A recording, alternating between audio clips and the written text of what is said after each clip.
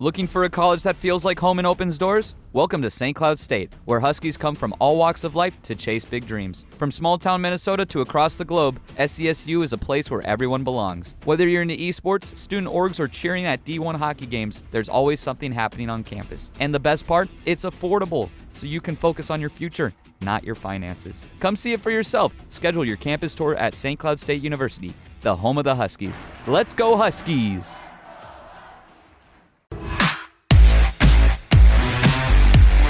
Pull up a bar stool and relax. Hey, who wants to have some fun? You've made it to Happy Hour with John Gaskins. Oh, no. Not again. Get ready for entertaining local and regional sports talk that will change your life. Or not. And by the way, when you're telling these little stories, here's a good idea. Have a point. It makes it so much more interesting for the listener. Here's your host, John Gaskins. Here's Johnny. Hello! Ah! I'm back, baby! I'm back! Welcome to Softball Today. I'm your host, John Gaskins. Cheers, come on. Here's Trent Singer and a happy softball toast to Lagunitas Hoppy Refresher. Non-alcoholic. They do sell great non-alcoholic drinks here at For the kids. At the Orion Pub. Yeah, for the 12-year-olds that like to come and pull up a stool here. At the Orion Pub in downtown Sioux Falls. It's Thirsty Thursday. Good to see you. Good to see you. Wow, no exotic T-shirts today. Just you Kansas City Chiefs sweatshirt. Free four. Yeah. 3-4. What? Rasheed Rice. Oh, okay. You didn't hear about the news? I did, yes. I did hear about the Rasheed Rice news, yeah. So I did, I'm just kind of, but all I got is a Canaries t-shirt. But this is new. This is Canaries merch. Hot team right now, man. Simple, not a Jabari Henry video They're game off today, shirt. right? Are they off today? No, man. They're playing all week. Are they still at home? They're still at home. They're still at home through Sunday. Go out, sfcanaries.com. Grand slam last night from Jabari. Yeah, that was something. My cousin took a really good Snapchat and then sends me a text message because I go to check my Snapchat to see if maybe he got the grand slam, and then I get a text message as I'm checking it from him saying that his dog, because it's Wagon Wednesday, knocked the phone out of his hands and he didn't get to save it. And then 20 minutes later, he just texted me back. I'm so pissed off right now. Well, did you know your cousin Scotty, who I've met here at the Orion and is just a wonderful young lad? He seat upgrade, right? He got the seat upgrade last night at the Canaries game. Who coaxed that? Was that you? No, I never coaxed the seat upgrade. I used to. I actually was in charge of that. Yes, like just going and randomly picking people in the upper bowl and then randomly. Yeah. Yes. No. I have integrity. But now, like, there's a thing because we're a grown-up operation where people sit in the big yellow chair when you walk into the front gate at the bird cage, and you take your picture, and then they tell you, send it to this, scan the code and send it, you can get a seat upgrade. Yeah. And so it's an actual, so Scotty did got it, it. I guess. He was, and he got to sit behind home plate from like the fourth inning on. That's where he got the grand slam, too. And right. The grand slam he didn't get. The grand slam. And Scotty happened to be. Well, okay. He happened to be videoing it though, which is what I thought was just hilarious. And then, because I wanted to see it, I really wanted to see the grand slam. And then anyway, and he was with his dog Bronson. We got on camera for me to introduce Scotty as the fan of the game, and not only did I only remember his name and not remember his wife's, who I had met with him 2 weeks ago, Kelsey, and had just told me twice what her name was. Yep. That I still forgot when I got on camera because I'm really good at my job. And then I forgot their dog's name because I was like, is it Brunson? What did he say? I asked him twice. Bronson. They told me, and then we go on, and I just have amnesia. But it was also, I was getting him mixed up with Jalen Brunson. Oh, you know, like we're in that time, man. We're in that time. There's a lot going on. That includes in our local sports scene here on a Thirsty Thursday from Orion Pub, because I open with Welcome to Softball Daily because we have never talked about so much softball in our lives. And it's fine. And it's, a bunch of big softball news this week. Very controversial. Robert Wagner gets fired at USD without even the mention of his name in the release of the announcement that there's going to be a change in leadership. I've got some new stuff on that. John Schimmel, the AD, has gotten back to me about this. I'll share what I'm able to share in a moment. And we're waiting to see who the next softball coach is going to be. Is it going to be Shannon Pivovar, whose big moment went viral in the big trip to Lincoln that Coyote softball just had for their best moment in school history? So we've tried to do our reporting. We've also done our opining. Matt Zimmer and I talked about it a lot yesterday, and so we'll move it forward today. But part of the discussion was, we don't know if Greta Melstead would take the job at USD, but you offer it to Augustana's how many time NSIC champion coach? 6 tournament, 8 regular season. Oh, my goodness. How many trips to the College World 14. Series? 14 to the NCAA tournament. Yep. In 20 4 years. to the College World Series. So just, obviously, Greta. Just a Sioux Falls institution. And she got a new head coaching job at the University of Minnesota, not the University of South Dakota. Their coach, Piper Ritter, was fired 13 days ago, and Minnesota had been kind of a Big Ten powerhouse. The previous 2 coaches had incredible records, but it did not go well for Piper. Just barely over 500 at a school that's used to winning, that was winning 73% of its games in the decade before she got there. The coach she replaced left for Ole Miss and is still there. So Minnesota wanted a softball upgrade, and they got it in Greta Melstead, and good for them. What a hire. There's a lot we can get to with this. But that's where I will start. She is a Minnesota native, Albert Lee.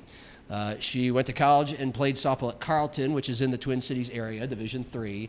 And so this is a homecoming of sorts for Greta Melstead. And when we chatted with her a year ago about her softball life and journey here on Happy Hour, she did admit she had passed up higher level jobs than the one she has to continue her D2 powerhouse at Augustana. And I asked her about, you guys almost went Division I. Mm-hmm. You wanted to go Division I. Well, how did you feel about that at the time? And she basically said, I'm a trooper. I'll follow along, but I would have missed competing for national championships. Mm-hmm. And I said, because I think you guys would have done pretty well in the Summit League the second you got there. And she did not dispute that. But she said that, she has stated Augustana partly because of that. And so she takes the job at the University of Minnesota today. It all makes sense. Like if Greta Melstead was going to leave, her perch is like the queen of northern softball. Yeah. Okay, not just the NSIC, but like North Country softball. This was it. It makes total sense. If she was ever going to leave Augie, it would be for this job. Certainly a job in the Big Ten. She wasn't going to just move to a mid-major because it's not that much better of a job than Augustana. But this is like the job for her. I haven't asked her if it is. Just you can assume. Fairly confident in my assumption that this was one of the few jobs she would actually, because now she gets to compete for Big Ten championships and therefore national championships at the highest level. 100%. And I'll take it a step further because I think we brought it up last week on Thursday. I just briefly touched on it. Her son, both of her sons are goalies. They play hockey here in Sioux Falls.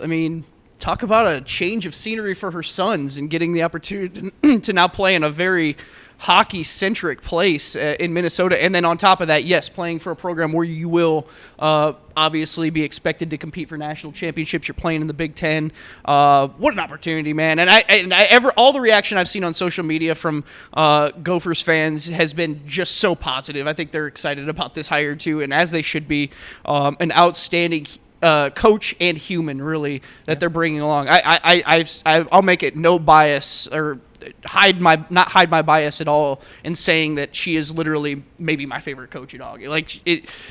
I love getting the chance to just talk with her. She's just one of the more human coaches that you'll ever truly sit down with.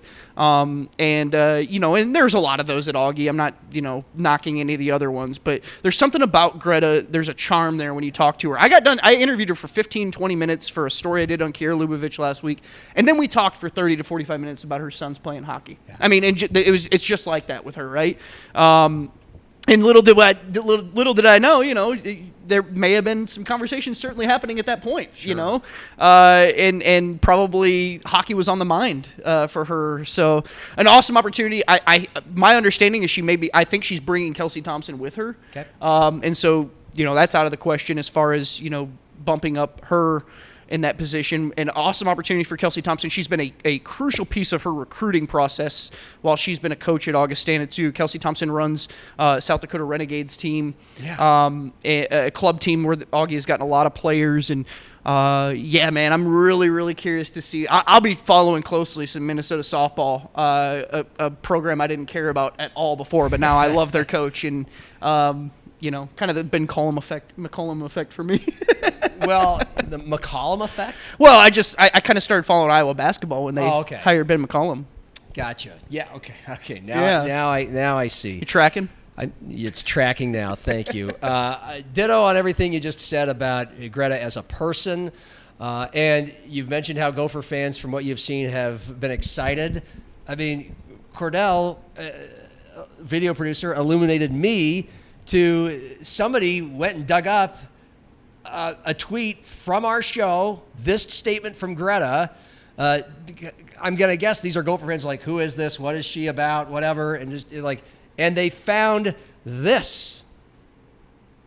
Probably having that those was 90 expectations seconds of Greta basically outlaying and holding each other accountable, what Augustana softball is all about, what she's all about as a coach, as you mentioned, those expectations. The human I would side say of that's it that she probably brings to the players, but at the back end, you heard, X's and O's strategy. I mean, she's all about. We're all about to win, and we're all about building. What a run they had. We They want to weren't very apologize good for very, for very most of this strong year, women, and then they just rip off 10 out of 11. We want to produce very, very confident, strong women who feel like they can go as a 5 seed and change the world. What a last hurrah! And so that's those 90 seconds you just heard. That's what we're about. We just use softball as the venue, and I think the more I coach, the more I've been okay 90 about. seconds of this is what I am all about. That's this is always why been my Augustana goal. softball has been, but it's more what we incredibly focus on. successful for 20 years, and this is and what trust I would me, bring we to the focus on the table X's and O's and the somewhere details else. of softball. And clearly, but we Mark really Coyle try to in put Minnesota everything in the took context flyer. of like I mean, we bigger life some were lessons joking like and Minnesota keeping media things in were joking perspective that when and, Garrett Ramoy, isn't this being crazy? able to handle yourself Second when you Augustana leave coach to and be offered life or at throws least you strongly curveballs considered for a and Golden things like Gopher that. job.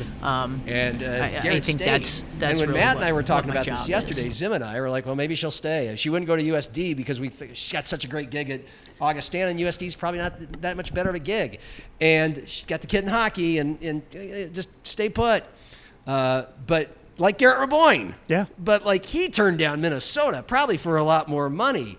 And so, but she took it. And I think it's because it feels like this is the one and only this is absolutely what I would take. If I were to, it would take this to leave Augustana. I think she's shown incredible chops as a recruiter, though, too. Yeah. I mean, God, 813, 313 record at Augie. 813 wins at Augustana in 20 years. That's incredible. Yeah. And it's a program, too. I mean, like, historically, too, they'd been good in the NSIC. But Greta just, to maintain that, it's not easy, especially when you start talking about a conference where you have some Minnesota teams and you have some teams up in North Dakota and some places where, you're battling with some of those players, right? She brings in a lot of Minnesota players. It's what the area she knows the best. Of course. She does a really good job recruiting here. I'm curious to see. I think there's some talent around here that she certainly could draw up to a place like Minnesota. Yeah. And I'm really there is some really good softball in the Sioux Falls area. And now she's got a footprint there, right? She's been here 20 years. She knows this area probably just as well as she does the area where she comes from. And another reason why she's the perfect hire. I don't know who the other candidates were, and I don't really care. I really don't. But like it all checks out and makes sense. We've been talking about when is Greta going to get an opportunity like this for a while. She has, but I don't know if it's been like this. Yeah. Again, I mean, Zim's fairly confident she turned down a South Dakota State offer within the last decade. Wouldn't surprise me at all. And that wouldn't surprise me at all either because it's not that much of a step up. Well, people underestimate 100%. I think a lot of fans who aren't as glued in or understand, maybe Augustana's facilities are underestimating it. Yeah. I mean, you talk about hockey. Obviously, they've got a brand new hockey arena. I think they have one of the best D2 football arenas in the country. Yep. I love that. I love Kirkby Over Stadium. On top of that, their baseball stadium is hosting the state tournament this weekend, and it's a fantastic facility. Bowden Field just got those new lights put in a few years back, too. It's a fantastic softball facility. They've hosted conference tournaments and everything there. The step up to go to USD or SDSU is not quite a step up. It's pretty linear. Yeah. As far as facilities, as far as what the athletic department, how the athletic department views you, I think it's really valued in Augustana, especially those coaches. I think that's one thing I will give Josh Morton a lot of credit for, is stepping into this role. He's been able to continue down the paths of some of these coaches that have come before him that have been really successful. Tim Huber, Jerry Olszewski, Greta Melstead. You could argue there's been some others that have gone by way, but in keeping people like them around, they have maintained a level of success. Yeah. Greta won a national championship there in 2019. Huber won one in, I believe it was 2017, right?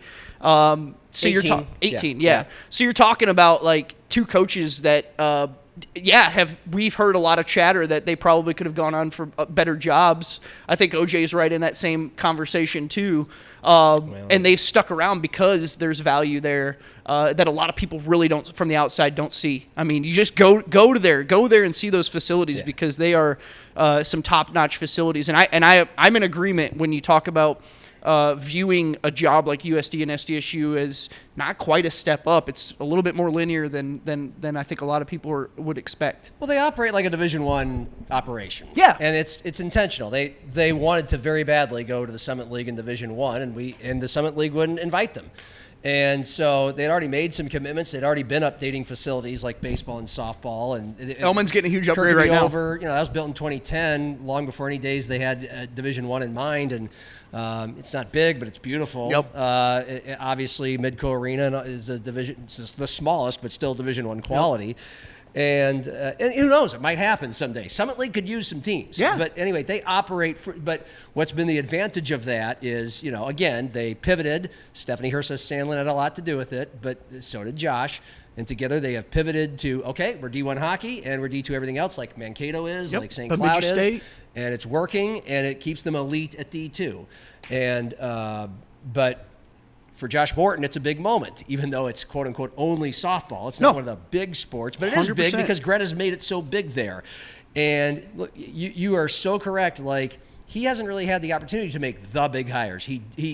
But he has for men's and women's basketball. Garrett Rabwin, too. He hires Cody Schilling to replace a legend in Tom Billiter. So far, so good. I mean, Cody got his footing underneath, went 12-20, but then came right back and won 20. Second place in a really tough 14 whatever team league the NSIC is. So that's going well. Women's basketball totally whiffed on the replacement for Dave Krauth. And that went 1 year. It was a disaster. I felt bad for the lady because I played golf with her and she was wonderful and I got to be friends with her husband. But it was a bad hire, bad move. You move right on. And it's been an uphill climb for Nate Vogel, and we'll see what happens there. I think the jury is still out. Football, he hasn't had to make a decision because OJ's been there, continued to be successful, and they do what they need to do to keep him happy in there. But at Augie, softball is a high-profile sport because of the success of Greta. Yep. And so it'll be interesting to see what move he makes and where he goes. You've already answered the question. Like, the first person you would think of on staff is going with Greta to Minnesota. So likely. Likely. What I've hersed is Kelsey Thompson's likely following her to Minnesota. They're pretty tied together, and it's not surprising at all. I'm in full agreement. This is an era of college athletics where you can't sit around too much to try to, you got to act quick. You're talking about players potentially jumping, and they've been so good with player retention at Augie over the years. As far as the softball program, baseball programs have been pretty good with it too. but this is going to be a challenge now, and now Josh is going to have to act pretty quick to, I'd say find the right person here to fill some big shoes, man. Those are some big shoes from Greta Melstead. As I do so often, I interrupted my own sentence a few minutes ago, and no one remembers or cares, but I'll circle back to there was jokes about Garrett Raboyne turning down the Gopher job from Minnesota sports media because who would want to work for Mark Coyle?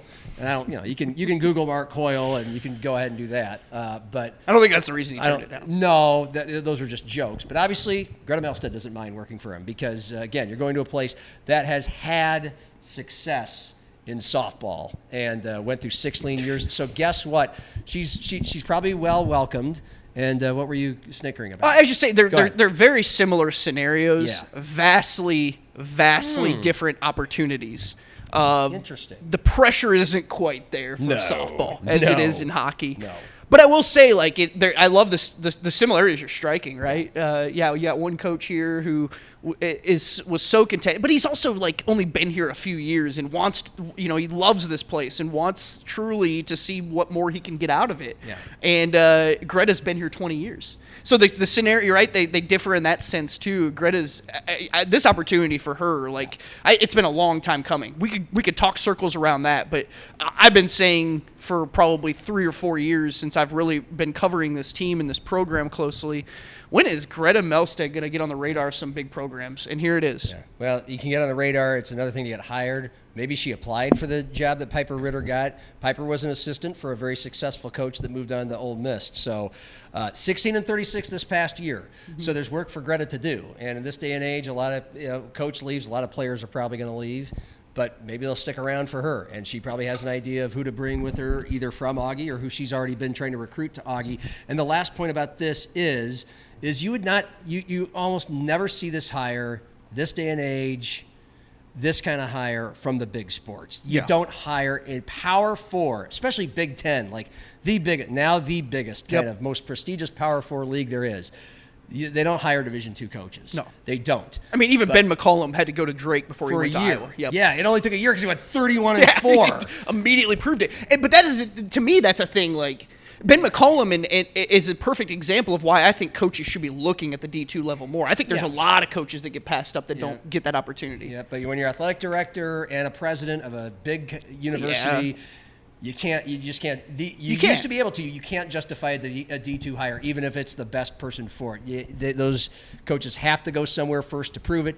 Jimmy Rogers, all he needed to do was go 500 at Washington State, which is good at Washington State, to get the Iowa State job. There's examples like that all over the place. And in fact, McCollum, 1 year at Drake, a year after Darren DeVries, it was a year at West Virginia to get the Indiana job.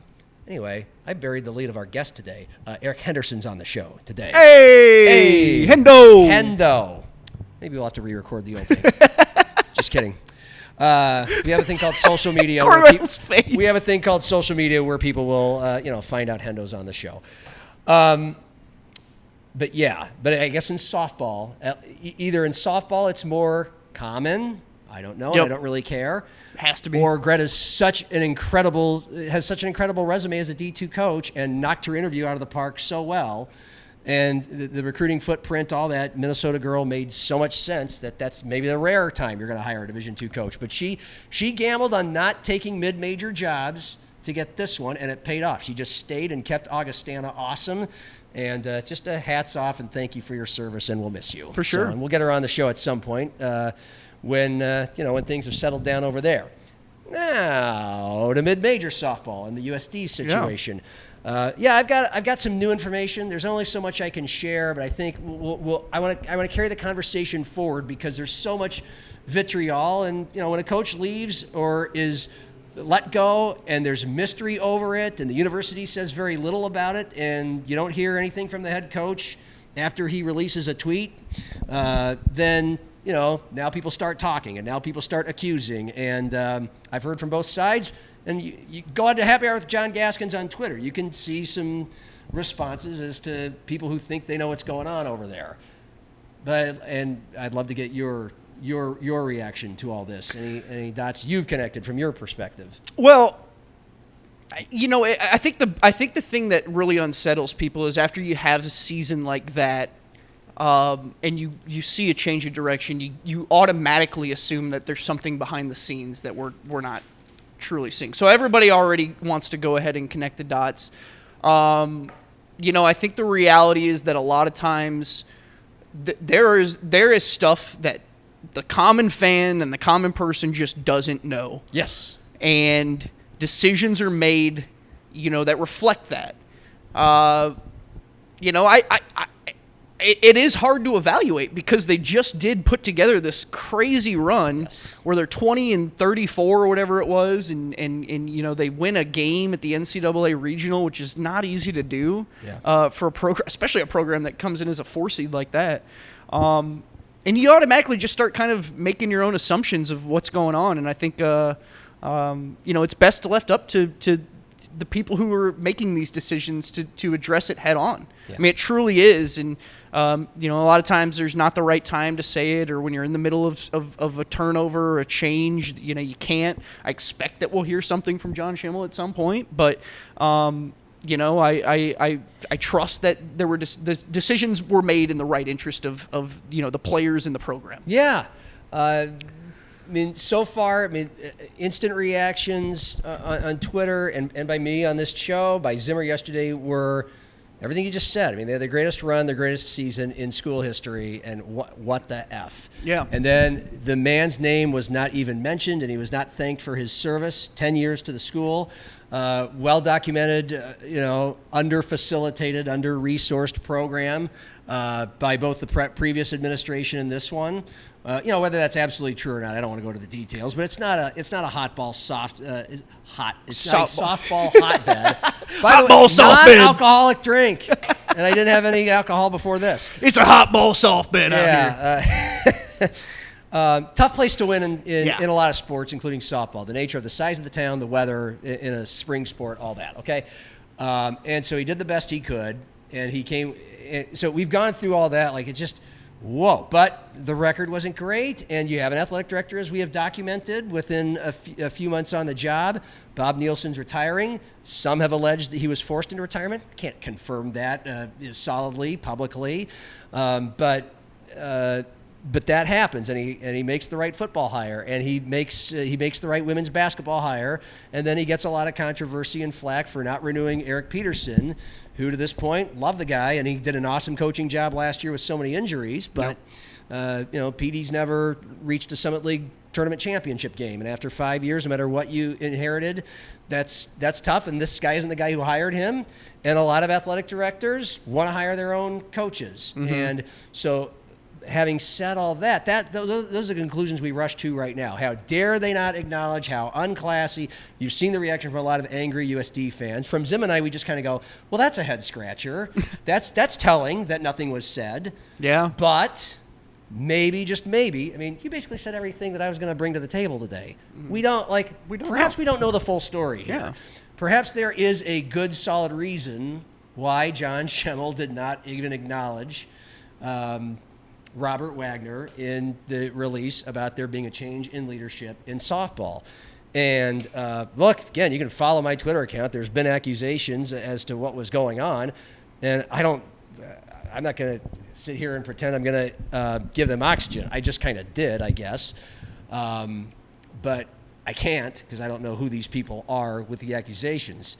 John got a hold of me today because he wanted to, because he had not gotten a hold of me, and that was also the tell, right? He's not talking to media, and again, there's a lot of conclusions you can make from that, but he obviously is not comfortable, nor is probably the school and people above him talking about the situation and why Robert Wagner's no longer the coach. No. We can firmly say his contract was not renewed. That's different from getting fired. It's kind of the same thing, but it's not. When you have a contract that's up for renewal, you don't have to. It's not 100%. Technically a firing. You don't have to have you technically do not have to have a reason. Yep. Go ahead. I was just going to say, I've seen coaches in the CCHA. Yeah. I can recall, Michigan Tech made a change at coach. Mm-hmm. They just won a CCHA championship and had been really successful under Joe Sean. And there was a contract renewal. They didn't renew it, and they opted to bring in Bill McCult. And that's pretty typical. When especially a lot of times if you're an administrator and you see an opening, and you can go that route because it's publicly and PR wise it plays better, and you want to make a change, and that's essentially what happened at Michigan Tech. Okay. And I'm assuming that it's a similar situation here at USD. I mean, John Schemmel just has told me that he's unable to say really anything, okay? But there is part of me that was wondering, and I was going to bring this to the table today before he got back to me. It was like the movie Draft Day. I wrote, when Kevin Costner writes down the name of the draft, no matter what happens today, remember to say or do this. And so, I mean, again, we've kind of said it, but I'll use these exact words. Often, if a dismissal was announced with such a lack of acknowledgement and appreciation, it might mean there is a lot more to the story than has met the eye. Those are my words. I wanted to make sure, and so I repeated that today. And so it feels like, without me knowing exactly why he was let go, that's as far as we can take it right now. Yeah. And that perhaps, and keep in mind, this is a public university, and this is a government-run operation. When it comes to anything regarding employment and a release of employment, human resources, takes a while for things to get sorted out. And that's why people really don't talk and stay quiet. And so maybe, just maybe, yes, there's a track record of the way John Schemmel has approached coaches and making coaching leadership changes so far, and staff leadership changes in his staff. Most of it's new there. Yeah. He wanted his own people. And some of the people that have been speaking out against this have been people who used to work there, and that is typical in a situation. Those are the people who tend to speak out. But again, it could just be he's biting a bullet. I'm not for sure. I don't know that if he is, but he might just be biting a bullet because he has to. Take this into account too. When a lot of times, you can say that's the way that Schemmel's acted in terms of, maybe wanting his own coaches in there, whatever. You can make your assumptions on why they have a different football coach, why they opted not to renew Hendo. And we all agree he operates aggressively. Well, we all agree that. My bigger point is why do do some ADs do that? Well, the reason they do that is, in my mind, it's to establish a level of loyalty within your athletic department, right? Okay. Is that fair to assume? I don't think that the difference in the softball head coach has any sway over that. You're talking, a lot of times when ADs do this, it's the bigger programs. It's football, it's basketball. It's the programs that you have the most fan interest in. There's not a ton of fan interest in softball at USD. There's some, but getting your own softball coach isn't giving yourself a better position as in your role as athletic director at USD. So I don't see any merit to the idea that John Schemmel wants to put his guy or his gal as the head coach at USD. There's no reason as to why that would be a thing. Yeah, it's not a highly paid position. Yeah. And also, a lot of money has been raised and thrown into the big sports at USD, like a lot of schools in America. Dakota Dome renovations, a new arena for basketball, new training facility for a lot of the athletes, and softball to a degree. It's gotten some refurbishments, enhancements, and Wagner was hopeful more would come. When he was on my show last week after winning the Summit League tournament, sounded like a guy that was planning on still being the USD softball coach for sure. His tweet about stepping away lended to he wanted to finish his career there. What I can tell you that I feel comfortable saying is this is a man who had just moved into a new house, whose wife just got a new job in town, and whose daughter is a star pitcher on the high school softball team there.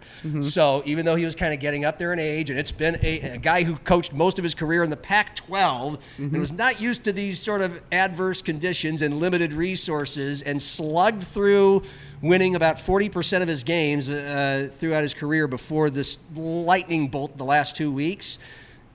This was not a guy that had a foot out the door. Yeah. Okay. So whether this blindsided him, I don't know. The other thing to go off of is have there been players who have rushed to social media or in media at all who have rushed to defend him? And I can't say I've actively tried to seek out the social media accounts of his players. But by now, it'd probably be circulating. Like we would, if somebody, and that's not to say there's several players on the team. On any team, some players might like a coach, some might not like a coach. Yep. But you've gone through this, and I have, where at the college level, the players are made unavailable for comment when something like this happens. And so that's why it was very bizarre to you and to me on Monday that you were not able to talk to Robert Wagner or any of the players. Yeah, the players, my understanding, though, from Sports Information was that the players are gone. Yeah. And so they were made unavailable. Okay. But, which, I don't know if it felt like something else obviously was brewing to the point. So I'm trying to get a hold of Robert Wagner because he deserves to be able to tell his side of the story if he wants. And so this is definitely very much to be continued. Yeah. But I would, and social media wise, some people spit out accusations on social media that turn out to be true. A lot of people don't. And you got to consider the sources one way or the other of what you read on social media. Just remember, they're called fans for a reason. Yes. So. Because they're fanatics. And they think with their heart. Fanatics. Yeah. That's all Cordell's calling Trent's sweatshirt. It's okay, Cordell. Yeah. He's still hurting from the Timberwolves. Well, he's a Vikings fan, and they've never won a Super Bowl. I know. This is just he's just projecting. Well, speaking of racking up titles, because I think we've exhausted all that we need to today about USD softball, I think it's safe to say we may learn some more information in the future, and there's good reasons why we don't have a lot of public information to this point. And so don't just rush to immediate conclusions. Yeah. And we've tried to do our very best here on this show and with Matt yesterday. You can assess what you know, John Schimmel's record, everything that we know about USD softball the last few days. You can connect dots, try to draw conclusions, but I think public service announcement. Let's encourage everybody to take a beat. Yeah. To see what we may learn in the near future. Stampede, though. That's right. 1 win away, baby. 1 win away. So Matt and I have talked a lot the last couple of days. Mm-hmm. Me on Monday, him yesterday or Wednesday. All we have basically said is, isn't this great? I mean, and the city, the attendance numbers for championship series. Canaries last year, way more than they were for the finals in 2008 when they won. Yeah. Attendance for the Stampede, to Killer. Zim's recollection, way more than the playoffs and championship series. In the past. Yep. And so it's been mostly about, isn't this great for Sioux Falls, and isn't it cool the support they're getting? But let's talk about the actual team and how they dominated these first two games of the finals, 3-0 and 3-1. They played both of them at home. Yeah. And I'll say this, I think that they were really battle tested from everything they experienced and going through teams like Lincoln and Fargo. It set them up really well. And then to come on your home ice, I mean, they drew nearly 6,000 on Friday night. They were over 6,000. I think it was 6,000, like, what was it, 880? 80. Almost. Yeah. Yeah, so almost 7,000. Almost Saturday night. Almost 7,000 fans on Saturday night. They had a tweet out. It's gone, but it was. They said it was a USHL Tier 1 record with over 45,000 fans in, believe it would have been 8 playoff games at home. That's incredible. I got to talk with Ryan about it on Monday. Just more so about. I wanted to go back to when he first got the job. I was one of the first people to talk to him about it, and I remember how excited he was about the job. He'd been an assistant coach there for 1 year in 2022, and so he'd had a taste of what this fan base was like. But I wanted to ask him more so about, like, how have the fans delivered, and then also how do you feel like this has been – how have you been able to do this in the playoffs? It's not easy, right? I mean, in the playoffs, you're talking about, like, season ticket holders not having a guaranteed seat. You got to find ways to get fans in that you typically don't. And one thing that really stuck out to me was he said one of the first things he did when he first got this job was trying to connect the front office staff, the guys who work under Jim Olander, and all those people who work a lot of hours during the week. Get them connected with the guys in the locker room and the coaches and the hockey ops staff.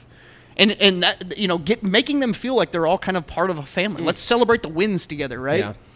And, John, we walk around there when we're waiting to talk with players and coaches, and you kind of sense that, right? That there's other, the video people and the social media people and the ticket sales guys. They all hang out in that lounge area right next to the locker rooms, and I think a part of that is when you make them feel like they're truly needed in this whole thing, right?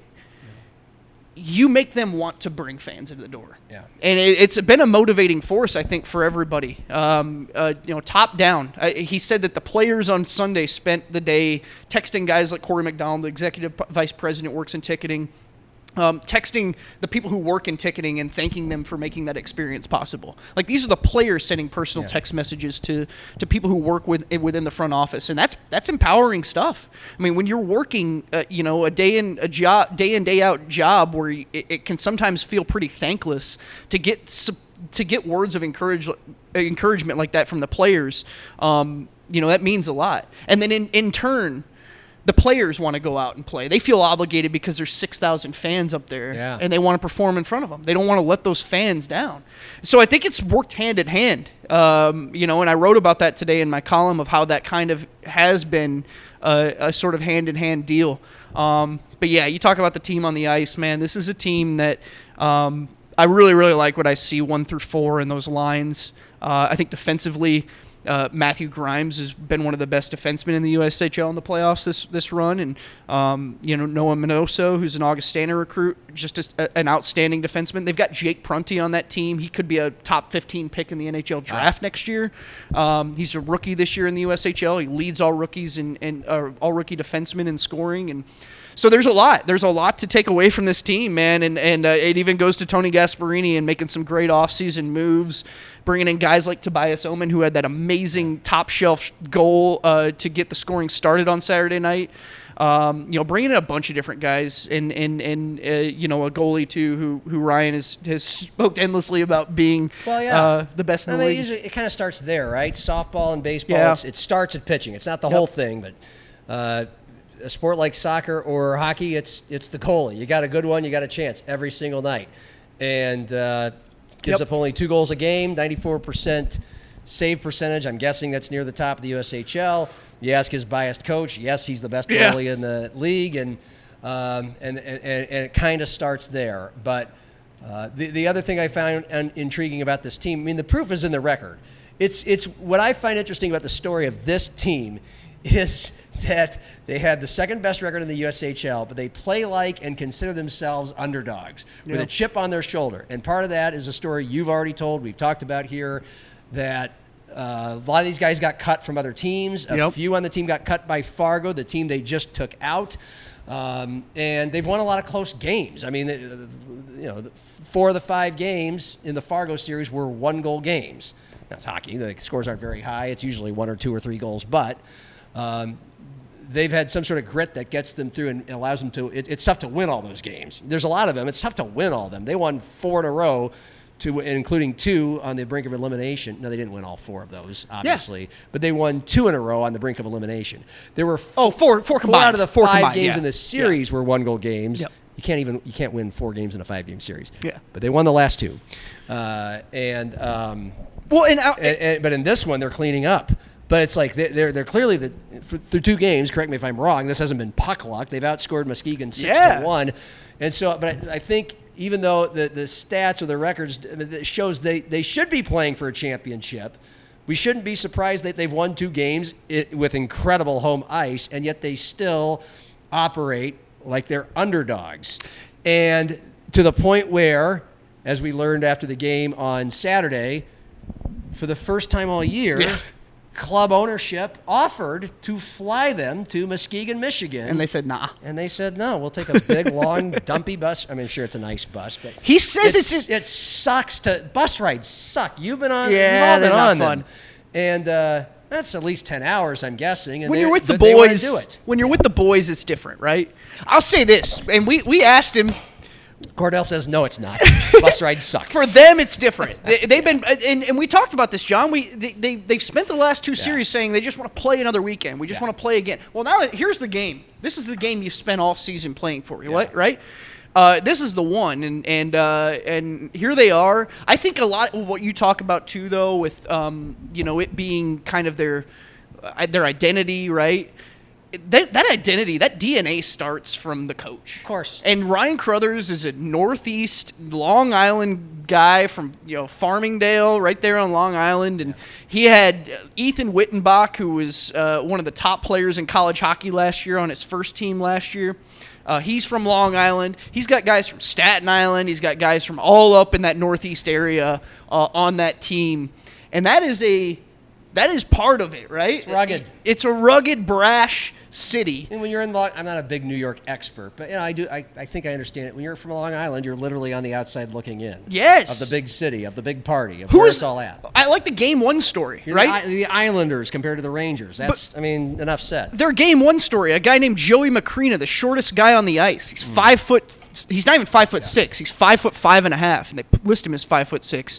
He scores 2 goals in that game, and propels them to their first win to kind of get the thing started. And then he had the game winner the night Tuesday night before when they beat Fargo. He had the game winner late in the game. This guy's been hot. It's guys like him that are what this team is. Yeah. It's Thomas Zocco. It's J.J. Montero, who I couldn't interview a few weeks back because he had his mouth sewn shut because he broke his jaw, and he was still playing through it. It's like that kind of player, that they have truly embraced with this team. And so I'm pulling the hell out of him to win this thing because I think Ryan's an outstanding coach.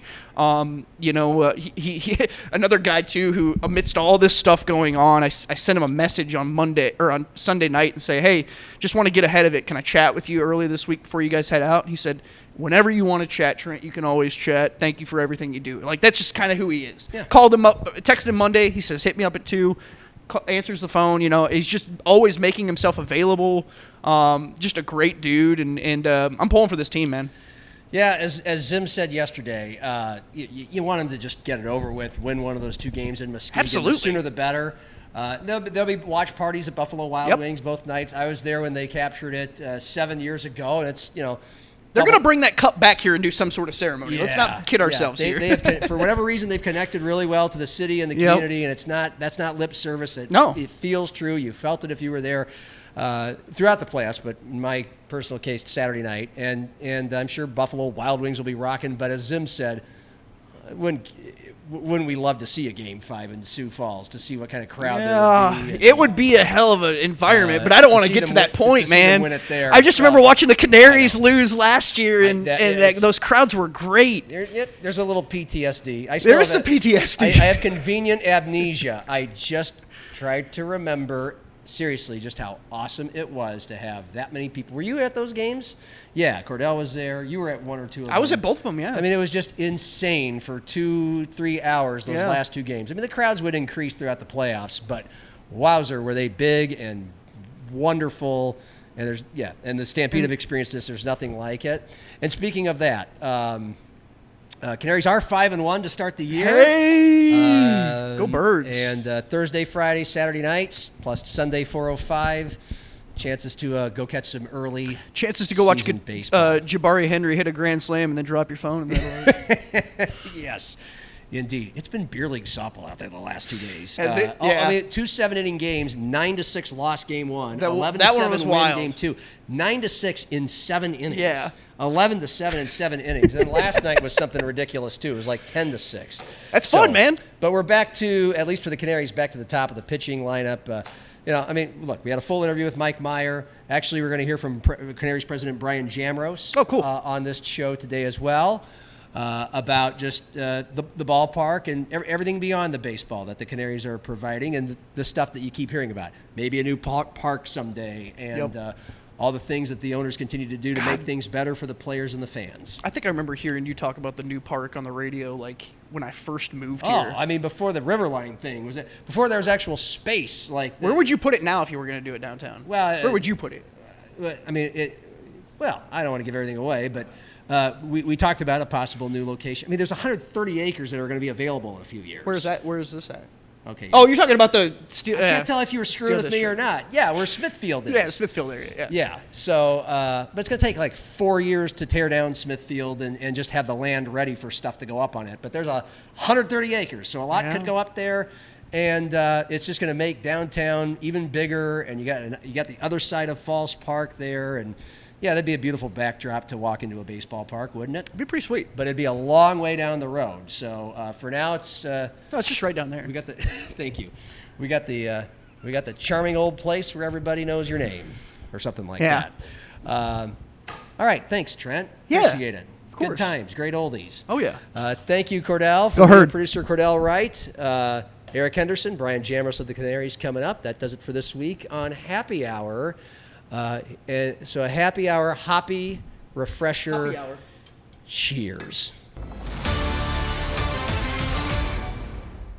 It's still Happy Hour with John Gaskins, so go ahead, have another.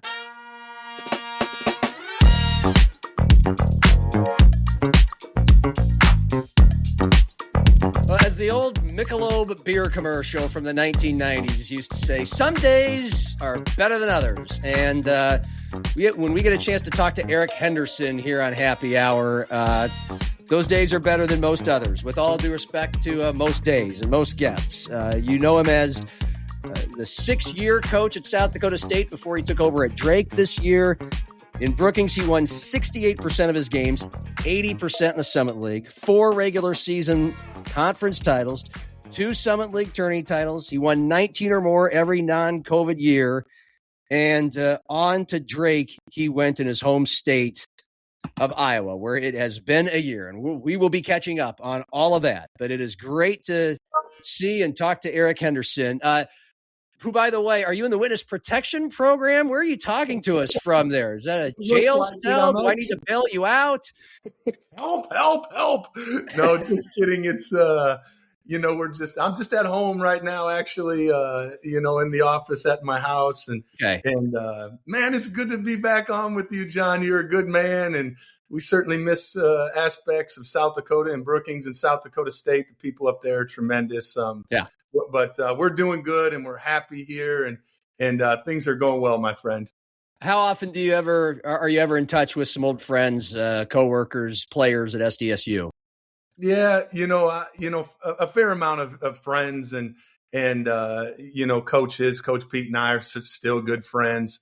Obviously the players, you try to, not that you separate from them, but you want to make sure you keep your distance and make sure you respect that relationship. Yeah. With Coach Pete and their new staff. And so that certainly hasn't been as much as, probably I would have liked, but at the end of the day, you have to respect the situation, but there's so many good people there and we're certainly rooting from them from afar. That's for sure. Right. Do you remember the last time we saw each other, like physically, just like before this? I do. It was at that. Was that the pub? Hotel Alex Johnson. Rapid City.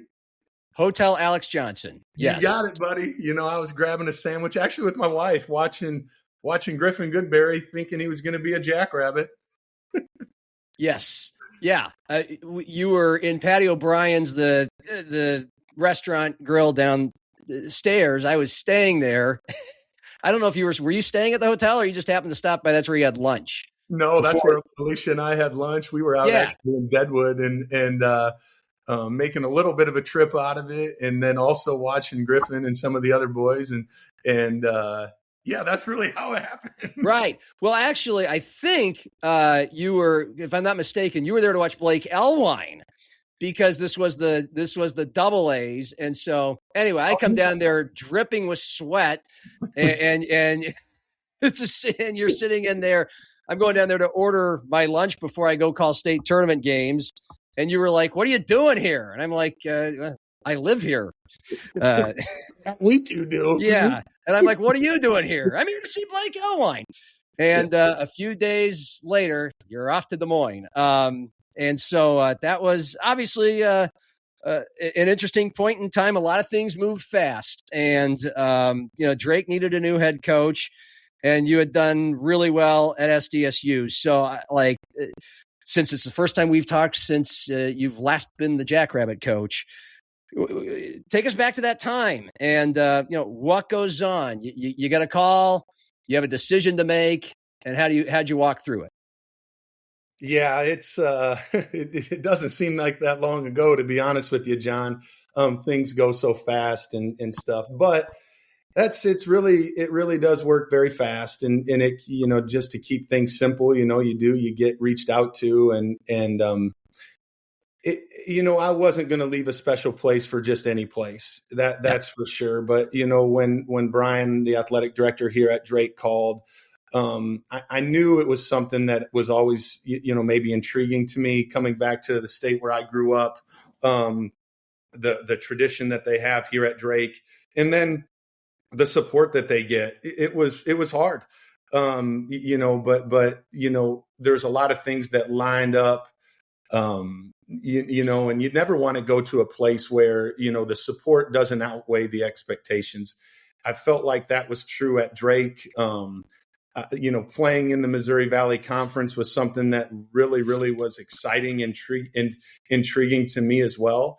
And so, sometimes you got to take a leap of faith. I sat down with my wife and was like, "What do you think?" And she's like, "You know what? Maybe it's time." And it wasn't necessarily maybe it's time, but the place seemed right. And so we decided to take a leap of faith and take advantage of the opportunity. Yeah. And that all is taken into account, and and you've got my blessing. It's okay to enjoy a few more nickels for your family as well, right? It doesn't hurt. That doesn't hurt, right? You want to make sure, it's certainly not, what makes the decision, but like you said, you want to always make sure you're putting your family in a good spot to be successful down the road. And hopefully we're doing that. All right. Well, what was the conversation like with Justin Sell when you had to tell him, adios? Yeah. Justin and I've talked a lot, previously about other situations that have come up that, maybe I, didn't feel like were the right situations for me.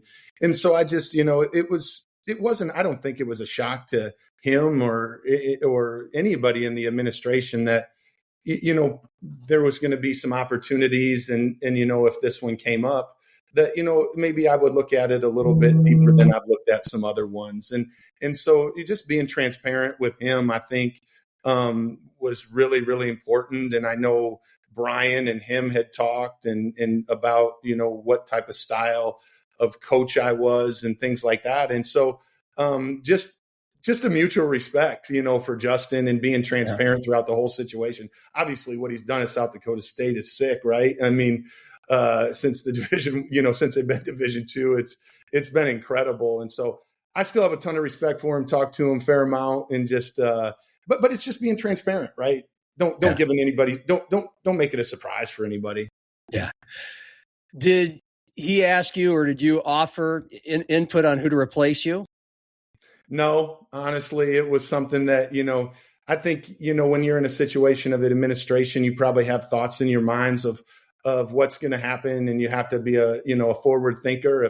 If someone does decide to move on, or you want to move on from someone, I think there's probably things I would assume that's, how they were thinking and what administrators think. And so I do know Justin, kind of, asked, about it a little bit, but I didn't really, at the end of the day, I was ready to, thinking about Drake. And, I did obviously hire Coach Klink, and he came with me. And if that's the route that he would have went, probably things would look a little different here too. And so, you kind of, want to know, but at the end of the day, I don't think there was any wrong choices. And I think things work out for a reason. And so that's what happened. If you'll forgive me for a second, I'm just going to close my window here in my office because I got the mowers and the city traffic and all that. Okay. Now that you're a big city guy, John. I know, compared to living in Lenox out on the prairie where everything's a library. And so you mentioned Klink, Rob Klinkafus. I mean, almost 20 years under three different coaches at SDSU. And I think he tried every time when Nagy left, when Otzelberger left. when you left, to take over. I might be wrong, but I'm fairly confident. But I want to get to him in a moment. But the move was made to hire another one of your assistants there, and Brian Peterson. So what was your reaction when that happened? Well, obviously, you're excited. And, when you have friends in this business and they get opportunities, you're certainly excited for them, right? And so I was happy for Brian and for him to take over the reins. And, all the guys that have worked, with me throughout the years have done terrific jobs. I'm very blessed to have great people around me. And so when one of those guys gets an opportunity like that to take over a program that has had a great amount of success and has a great amount of pride, you're extremely happy for him. And so, that's what my feelings for him. And it was an interesting time, that's for sure. What were his strengths as an assistant, that you felt could make him a good head coach? I know he had been a head coach and had won a national championship as a junior college coach in Iowa. But, since we didn't get it or didn't really talk to you about that when it happened, you obviously could offer some great insight into what led to Justin making that decision to put him forward as the head coach. Yeah, I think, everybody's a little bit different. Everybody has different, qualities that make them, ready for that job, or maybe the right fit at that time for the job. And when I look at Brian, he's got a great attention to detail. He's very organized. His work ethic is extremely strong. He loves to, spend time with the guys and help develop their game. I think, his ability to create relationships with the guys was really, really impressive.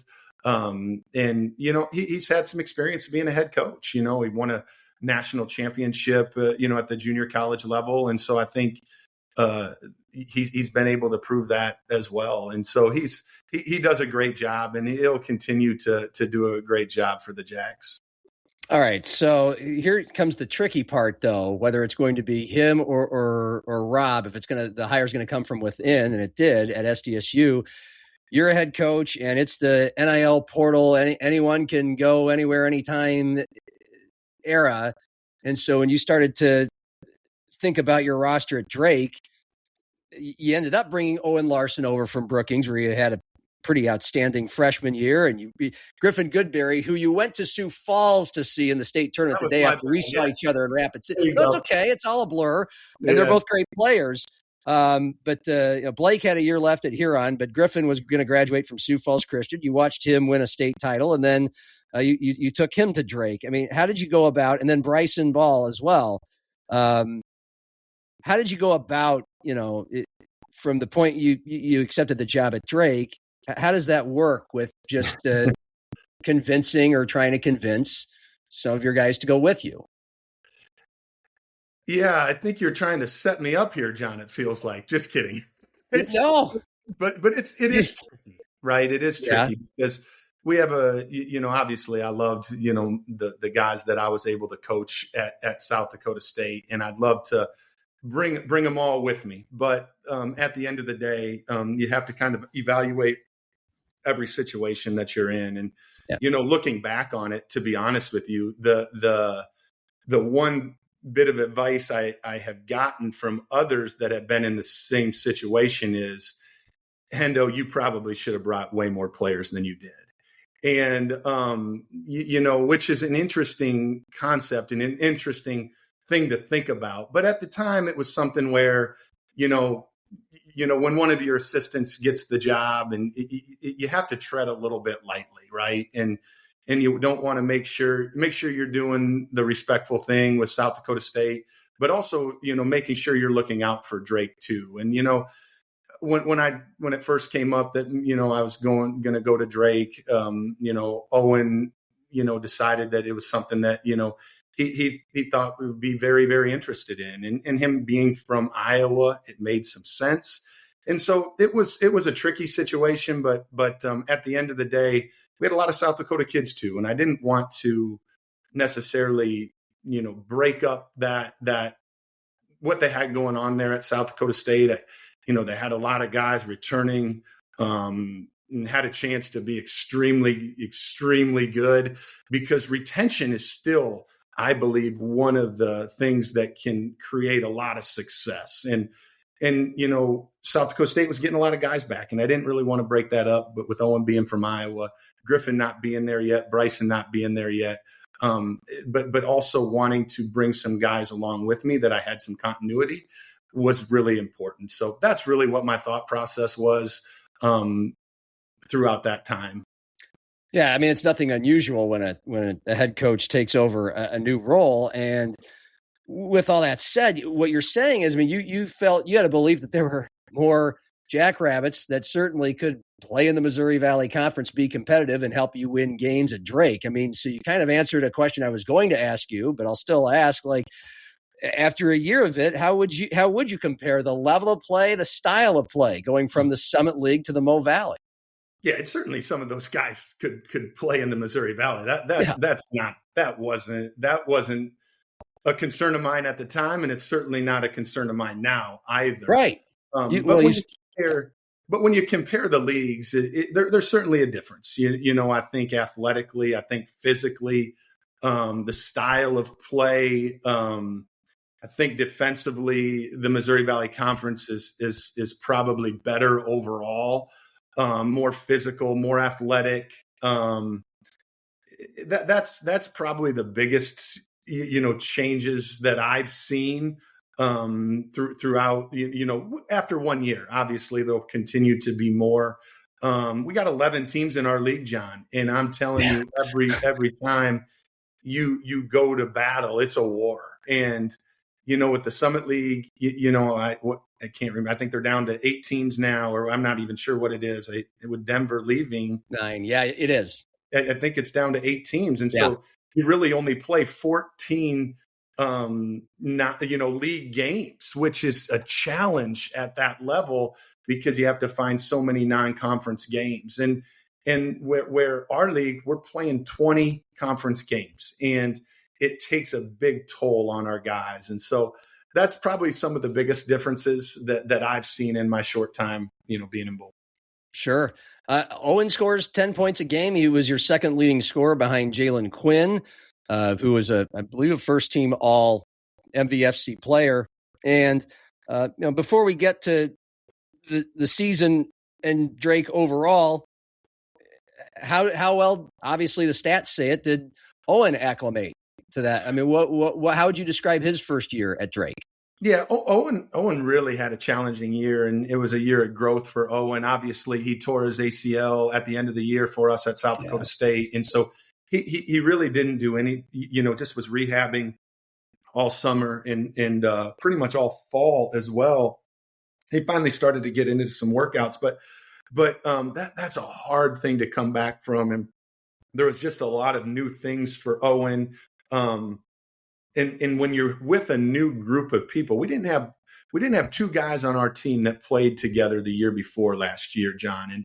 And so that made it really challenging. And when Owen got put back into the mix in mid-December, it threw another curveball in for our team and also for Owen too, and so it was a really unique and challenging time for our team. But Owen, had some ups and downs, but I'll tell you what, the amount of growth I seen from him at the end of the year, I'm so excited for him to be moving forward, and having his second year in our program will be a huge deal for him. You saw what he could do at South Dakota State his freshman year. He was never really healthy, and I think that mind game that injury was playing on him really affected his year as well. And it's been nice to see him get past that and really he's moving better. His mind's in a better spot. I'm super stoked for Owen, going into his second year for the Bulldogs. Yeah, Griffin got in every game, it looks like, sparingly. What kind of things do you think he has in store for this upcoming season? Oh, I'm equally as excited for Griffin, to be honest with you. He had some, like most freshmen, he had some moments where, like, holy cow, this is going to be really special. We played down in Destin, Florida against LSU and Georgia Tech. And, two power four conference schools. And that honestly is some of the best games he played, and then, honestly, I didn't play him, one game at Illinois State. He didn't get in. And, I just felt like he was lacking some of the physicality things and some energy things that we needed from him. And that was with about 8 games to go. And I'll tell you what, it lit a fire under him. And the last 8 games, he was dynamite. And in our conference tournament where we beat Southern Illinois and beat the number 1 seed Belmont, Griffin's in at those end of game situations, being a big part of it. And so the amount of growth I've seen from Griffin, man, it's incredible. He's changed his upper body, physically. It's becoming more natural for him. He's always been a super skilled player, yep. Right? And so he's learning how to use some of that size and physicality, which is important for him. And the future is very bright for that young man. Oh, I mean, 6'10", and with range, and you said it all. Like how exciting it's going to be to see how that blossoms. And you alluded to it, John. Sorry to interrupt you though. With Griffin, like Griff grew so much right here too. Like, you could see at the end of the year, those last 8 games, and we went through a tough stretch part of that. But when we were able to finish the way we did, and you could see that confidence swelling in his brain, it's like, this is what we're waiting for. And that's, I'm so excited for him. Yeah. I mean, you did as all teams and coaches want to do. You started playing your best ball at the end of the season, and you go into the Missouri Valley Conference tournament, the 9 seed, 6-14 in league play, and you beat the top seed Belmont in the quarterfinals, and that basically knocked them out of the NCAA tournament. They didn't get an at-large bid.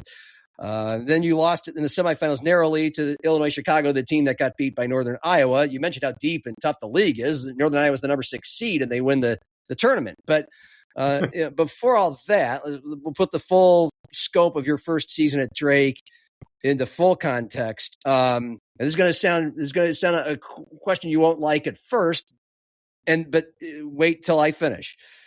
6 straight 20-win seasons under Darren DeVries, who's now at Indiana after a 1-year stop in West Virginia.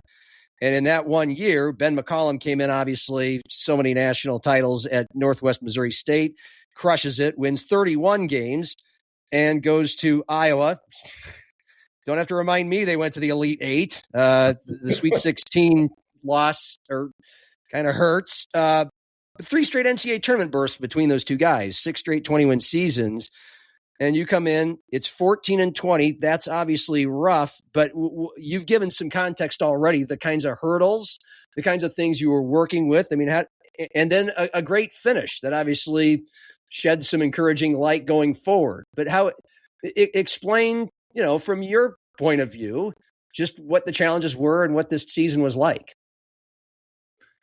Yeah. I'm not really into making excuses, that, John, but when we got the job, we had to put a full roster together.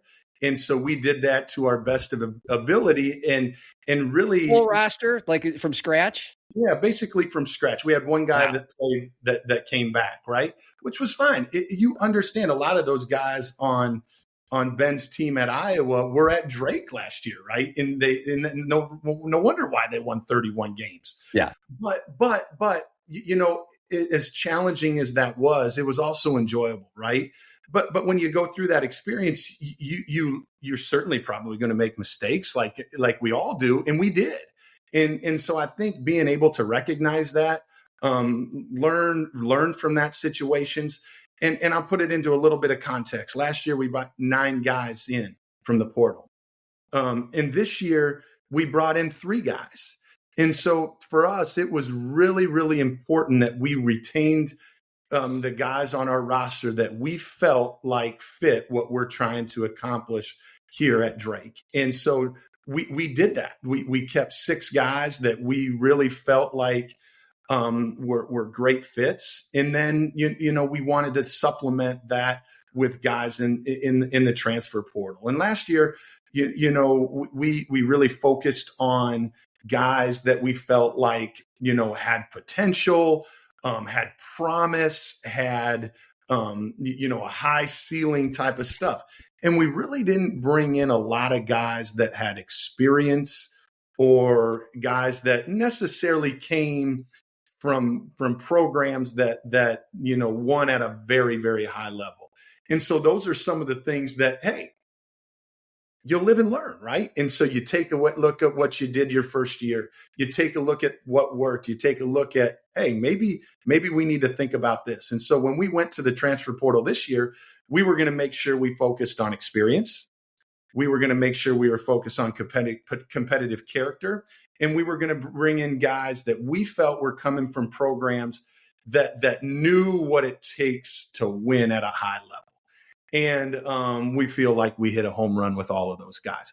And to only have to do it with 3 guys instead of 9 guys, that makes it a little bit easier too, right? And I think you can dive in a little bit deeper to each situation a little bit more. And that's really the exciting thing. But our first year, we went through some very, very tough stretches. One of the things that, probably disappoints me the most is I was never able to get this group over the hump. We were close so many times, but we just didn't do a great job of finishing situations. We didn't finish games very well, which at South Dakota State we did at a very high level, and so that part was, to me, was very, very, I didn't feel good. I didn't do a good job of getting them over the hump. The other thing that we talk a lot about is I think we lost 9 home games. And I don't know if I lost 9 home games at South Dakota State over the 6 years total. And probably didn't. Yeah, I don't think I did. And so that piece was very disturbing to me. And so we're always looking at ways to, hey, what is going to put us in a better situation at our spot. And at the end of the day, we were hunted. Like, we were getting hunted. Like you said, Drake has been good for at least the last 6-8 years. They've really put together a stretch, and you kind of forget that guys want to rip your throat out, and they don't recognize that it ain't the same guys. All they see is what's on that front of the jersey, and Drake's been kicking their butt for a long time, and we're circled on their calendar. And I don't know if our guys necessarily recognize that. Yeah. Well, most of them were new to of helping them recognize that. How, that's why I gave you the opportunity to explain all this. It was a new team, basically.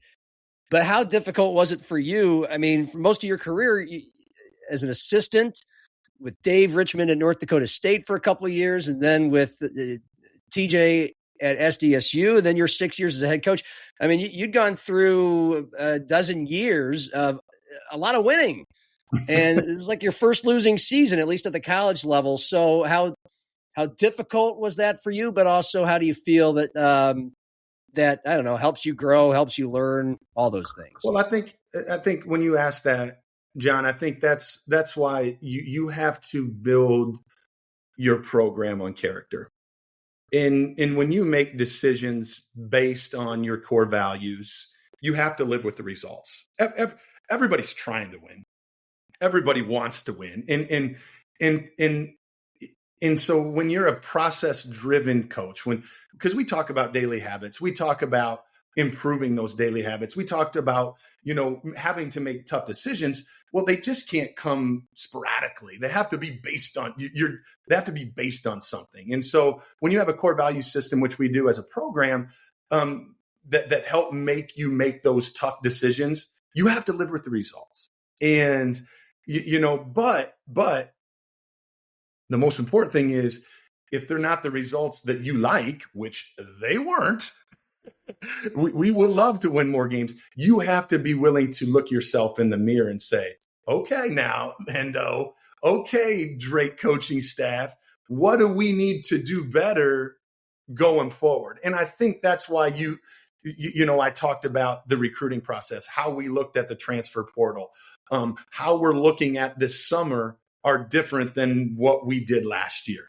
And just because, okay, we did this at South Dakota State, it was very successful. You don't want to necessarily lose who you are, but you have to understand the situation that you're in too. And they are a little bit different every place you go. And so how can we evolve and how can we make it right here? TJ is a great example of that. You followed TJ close too. Like when TJ was a coach at South Dakota State, like defensively, we were optional. It was optional. First year for sure. Yeah, exactly. Yeah. We got better as it went along, but now, like you watch his teams, like, come on now. They're like one of the best defensive teams in the country year in and year out. And that's just the situation. Now, you have Mike Dom, you have Skyler, you have certain guys that, David and all those guys that are so much more offensive oriented, which we had. It makes sense. But that's the situation that we were in at that time.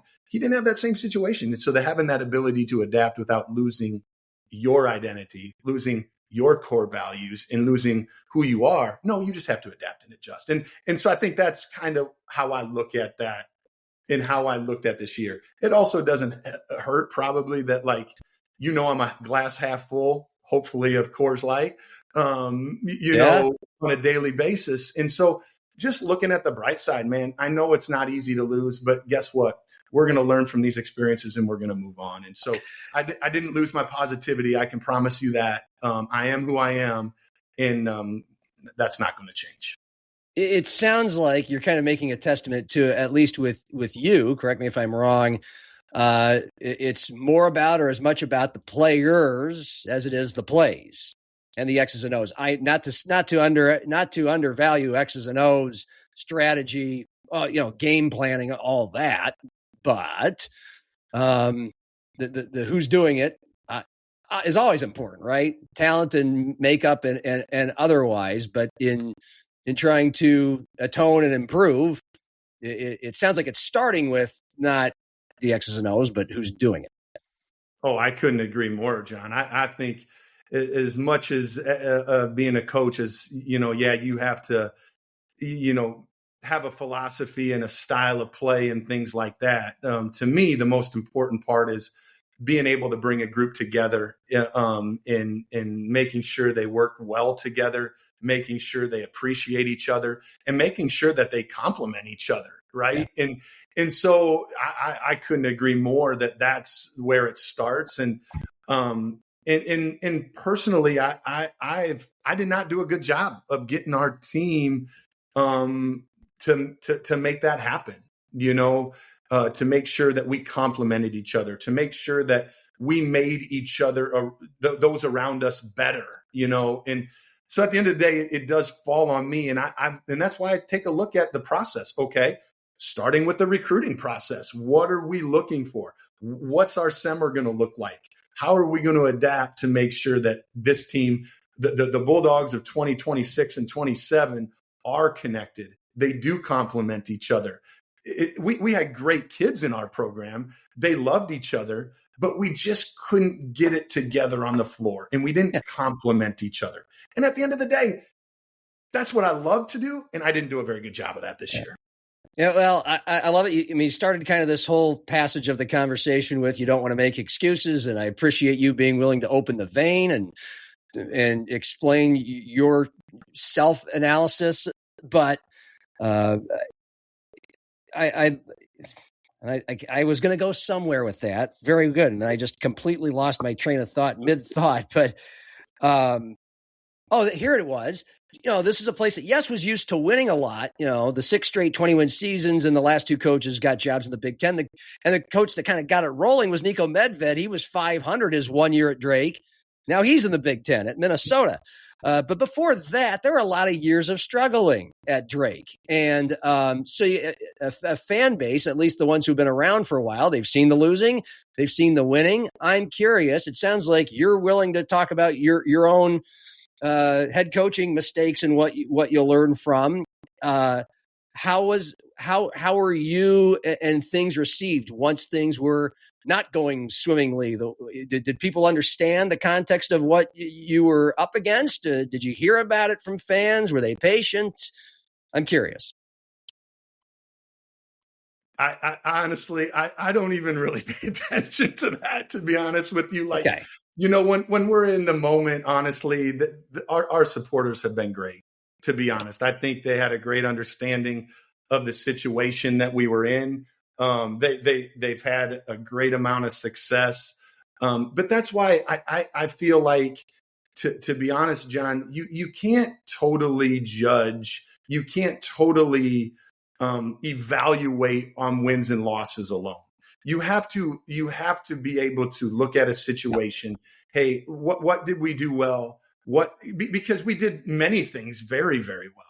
It was just, one of the things that we get judged on the most was not up to standard. And I'm not afraid to admit that. You've been with me you've known me a long time.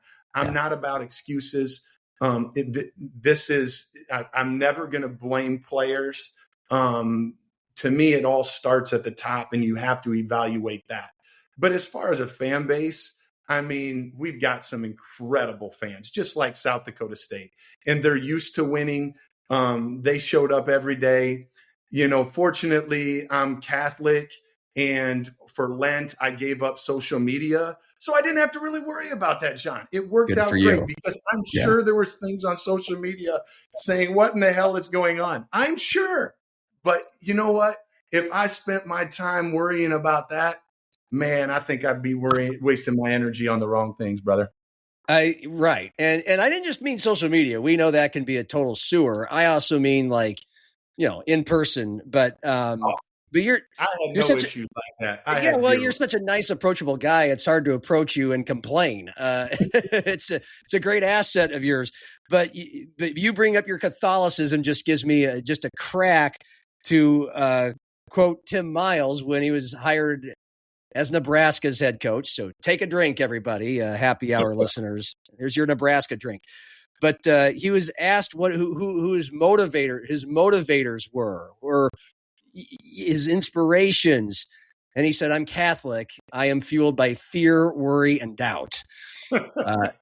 Now, doesn't quite seem to be you, but I just thought you'd appreciate that. I do like that, but yeah. That's our Tim Miles for us. So, you've already talked about your own specific challenges of coaching in the NIL and portal era, and you went through a lot of that as you took the job, new roster, and as you go into this year, more retention. It's difficult, and a lot of people, when we have these conversations about the Summit League, but also mid-majors in general, anybody who's not in the Power Four doesn't have zillions of NIL dollars. That it just must be madness, if not misery, at least roster retention, or when it comes to coaching in the mid-majors now, because you're going to likely lose your best players all the time. And it's a constant revolving door in the Summit League. If you're on the All-Summit League team, you get your payday somewhere else, and we're all happy for you. But fans get a little disenfranchised by it. But they say, God, it must be, well, you're a positive guy, and you're a mid-major coach. So you tell me. It's obviously different, and it's harder to retain a roster than it was a few years ago. But what is it like for you? How do you handle that? Yeah, at the end of the day, you can look at it a lot of different ways. I think you probably know how I'm going to answer this question. Like I get into this deal. I'm an educator at heart. You know that. I want to help our young guys achieve their goals and dreams. And if we're able to do that at Drake, and they get degrees here at Drake, which is an incredible academic institution, there's a lot of value in that. And I think having the legacy factor is really, really cool. But there's many times, these young people feel like that they can achieve their goals and dreams better somewhere else. And part of that is financially. And you can't judge somebody on what they believe can help them be better, whether it's money, whether it's a situation, whatever.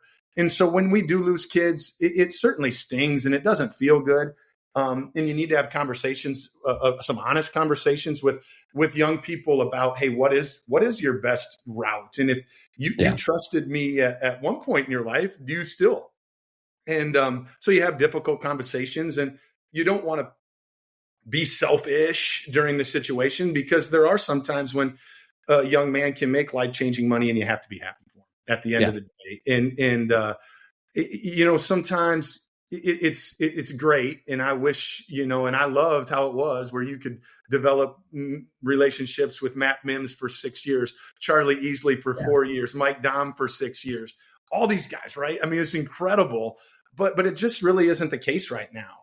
But that doesn't mean my relationship with Baylor Shireman's any different than it is with Matt Mims. I love both of those guys, right? And so when those guys go on and achieve great things, you still wish them well. Yeah. None of you are particularly comfortable talking about NIL money and situation, but how would you characterize that at Drake, since it's always a piece of roster building and retaining? Well, I think part of it is too. I mean, I think you can look at South Dakota State. When I was at South Dakota State, we paid one player. That's it. Throughout my whole time at Drake, we only paid one guy, and that was Oscar Clough. And I think it really opens your eyes. And I think, and I don't know if it was just me leaving, but when the situation changes, I do feel like there's an opportunity for growth. And I know South Dakota State is much more active. Similarly, when Jimmy left, right? I know they're much more active and much more willing to pay players now. And they do at a much more higher level than probably what was going to happen if I stayed. And so it's sometimes it's a good thing, right? And you're able to grow in areas when there is change. And I think that happened at South Dakota State. But likewise at Drake, I know our budget at Drake was more when I got the job than when Ben got the job, right? Or what Darren had. And so I just feel like, that is kind of natural. We're very competitive at Drake, as far as the NIL goes, relative to the Missouri Valley Conference, not relative to college sports, but relative to the Missouri Valley, which is what you want to be. That's what you need. Yeah. And fill in the blanks. I mean, to you, what's an ideal situation? You've lived in the old era where there wasn't NIL, where there just was scholarships. You're competing with kids for scholarships, and now it's completely swung the other way. And you clearly are in my opinion, the correct way to tackle it of adapt or die. But what would be ideal? Are you one of these coaches that think it's gone off the rails and it needs to be harnessed in, or you also seem to appreciate that some of these kids do get those kinds of opportunities? Yeah, and I do. I'm certainly on the side of our student athletes being compensated for what they do. There's no doubt about that. I want them to be. Now, it is certainly out of control. I mean, the numbers that are out there are absurd. And I think in a short amount of time, obviously the federal government's going to get involved at some point, and whether it goes to the collective bargaining deal, which it probably gets curtailed at some point. It's probably my guess, but I certainly don't know. But I also think the thing that I would love to get maybe a little bit our hands wrapped around a little bit more would be the continuous transferring. When kids go to 4 different schools and there's really no consequences for it. I have a little bit of a struggle with that. Like I would love to see, if a kid wants to leave, they can have a one-time transfer. And then if you want to do it again, here's what I don't know if it's feasible or not, but having a one-time transfer, hey, I made a mistake. I'm gonna move on.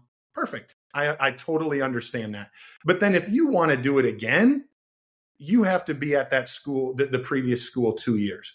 Because I don't want every young man, just because it's not the perfect situation, to get up and run and leave. Because life's not about that. You're going to face adversity. You're going to face things that are not ideal. And you have to find a way to make it work, right? And so to help teach young people that, I think that helps. And then if you want, but if you want to, you have to sit a year. And so I do think there's some things that you can do and put into place that can curtail some of that. But that's just me. But I do think that they should be compensated at least to a point. But I'd really like us to look at the transfers, and especially those young people that go to 4 schools in 4 years. That's not good for them academically. And personally, I don't think it's good for them socially. And I don't think it's good for character building. Yeah. We're about to land the plane. I only have one, maybe 2 more questions along these lines. And one of them is, explain in your best terms. I'm giving you a little quiz here, pop quiz. Explain what the proposed 5 for 5 rule is, because it sounds like it's some of the things you're talking about that would be nice. And how you feel about it. Yeah, I have a little bit of mixed emotions on it. I don't know really how much it's going to help as far as, controlling the massive amount of money that's probably getting a little bit out of control. I don't think it really affects that very much. And I'm not sure it really affects, the multiple transfers. But what it does really probably affects more than anything is the European players that are coming over here with the age limits and the 5 for 5 deals. I think there's some tricky things about it. For example, one situation that I don't know how they'll handle is if a young man going into his 5th year, unfortunately has a season-ending injury during the summer before his 5th year, he's just out of his last year and he'll never get to play college basketball again. That'd be pretty hard to swallow. So there's situations that I just, I think they have to think through a little bit, which I'm sure they will and things like that. But I'm not sure it's a perfect plan, but I do think it does curtail some of, and mostly the European players that are coming over and controlling that a little bit with the age limits. All right. Hey, we can't leave without a good story, because you brought up some of the guys you got to coach at SDSU. You brought up Mike Dahm, and I'm sure that a cool story, a funny story, a winning story. I don't care. A huddle, a practice, whatever that makes you smile and laugh. I guess I'll pick Mike Dahm for this one, since he was such a key player in SDSU history. Yeah. Story time with Hendo. Yeah, there's a lot. Mike was one of the all-time greats, obviously, because the way he played, but his personality was just dynamite. And I'll never forget. I mean, I worked with the bigs a lot, and I literally would rebound for Mike, and I was just like a wing. Just I would sit under the basket, and really it would just be like a lever, boom, boom. Boom. It was just net ball after net ball after net ball. And I'll never forget those moments, dude. It was incredible display. There's times, he'd make 98 out of 100 straight threes. And the amount of work that he put in was incredible. But his goofy personality is something that, probably goes unnoticed. It was able to bring other guys around him. He took the spotlight off of them. Obviously he was our best player, but he didn't make it about himself. And, we certainly miss that in today's game nowadays, that's for sure. But Mike was an incredible human. But that's something that comes to my mind first is just, I was like a lever. Boom, boom, boom. Yeah. What's a goofy story? What makes you remember what's an example of that? His goofiness. He had a lot of goofy character traits. Him and Reed would just, they would put on a show once in a while. I'm trying to think who he would, Napoleon Dynamite or something like that. I don't even know, but those guys were wild. Okay. I've, Reed gets good courtside seats for Jackrabbit games at the Summit League tournament. And let me tell you, he lets his commentary be known, and he is having a good. He's a Jackrabbit through and through. He's a homer. Yeah. He's having a good time. The guys on the headsets calling the game are getting some extra commentary over there from Reed. You can pick that up. I'll go back to one more topic of the day. NCAA tournament expansion to 76. It seems like something that could help mid-majors, but some mid-major types, coaches or media have said, it kind of seems like fool's gold. Where do you come out on it? Yeah, it's certainly, there's a chance of fool's gold for our level, but You know what? I'm hopeful. You know, in our league, you know, in which we're consistently been the eighth, ninth best league in college basketball, and so we've been on the doorstep, John, of getting two teams in. You know, obviously with Indiana State a couple years ago, and Drake, if they wouldn't have won the NCAA tournament 2 years ago, would they have been in? And honestly, I think if the expansion would have happened, you know, those 2 years, it would have been a no-brainer. And so I do think there are situations that it really helps. And, you know, when we're so close in the Missouri Valley Conference, I'm very, very hopeful. It's not easy, but at the end of the day, our league has some scheduling things in place that tries to put us in those situations and try to get some of those quad 1, quad 2 games, and they require us to do it. And so if we all can stay committed to that, I think we're closer than we think. And I'm sure hopeful that we can be a 2-bid league here very soon. Oh, yeah. Or maybe those opening round games, which maybe they'll be in Sioux Falls. We're putting in a bid for those. That'd be an interesting twist. It's a great sports town. You know that, buddy. That'd be an interesting twist to have Hendo and Drake coming to Sioux Falls for NCAA tournament games. Man, as long as I don't play TJ again, that kind of stunk. Well, that probably wouldn't happen in a play-in game, although you never know. I'll circle back to Clink. I said I wanted to bring it up. How give South Dakota State fans, I think the ones that are, you know, have known the program really well for a long time, know the answer to this, but what he means to just as meant to you as an assistant in his time at SDSU and his 1 year at Drake, you know, just the strengths and personality he brings to the table. Yeah, obviously I love Clink, and Clink's one of the best humans there is. And he's obviously got a great basketball mind. His in-game situations and understanding is terrific. But more importantly, people really, really like to be around him. He keeps, you know, the fun in things. He can get the best out of people. He's a connector. He can bring people together from multiple different avenues and make sure that they feel welcomed and make sure they feel part of the family. But I do think, and his personality is so dynamic.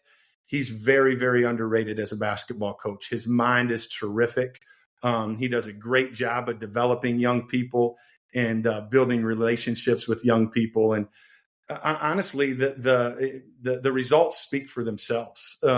His time at South Dakota State, under 3 different coaches, the success that each one of us had, there's one common denominator, and it is Clink. And so it's interesting to think about.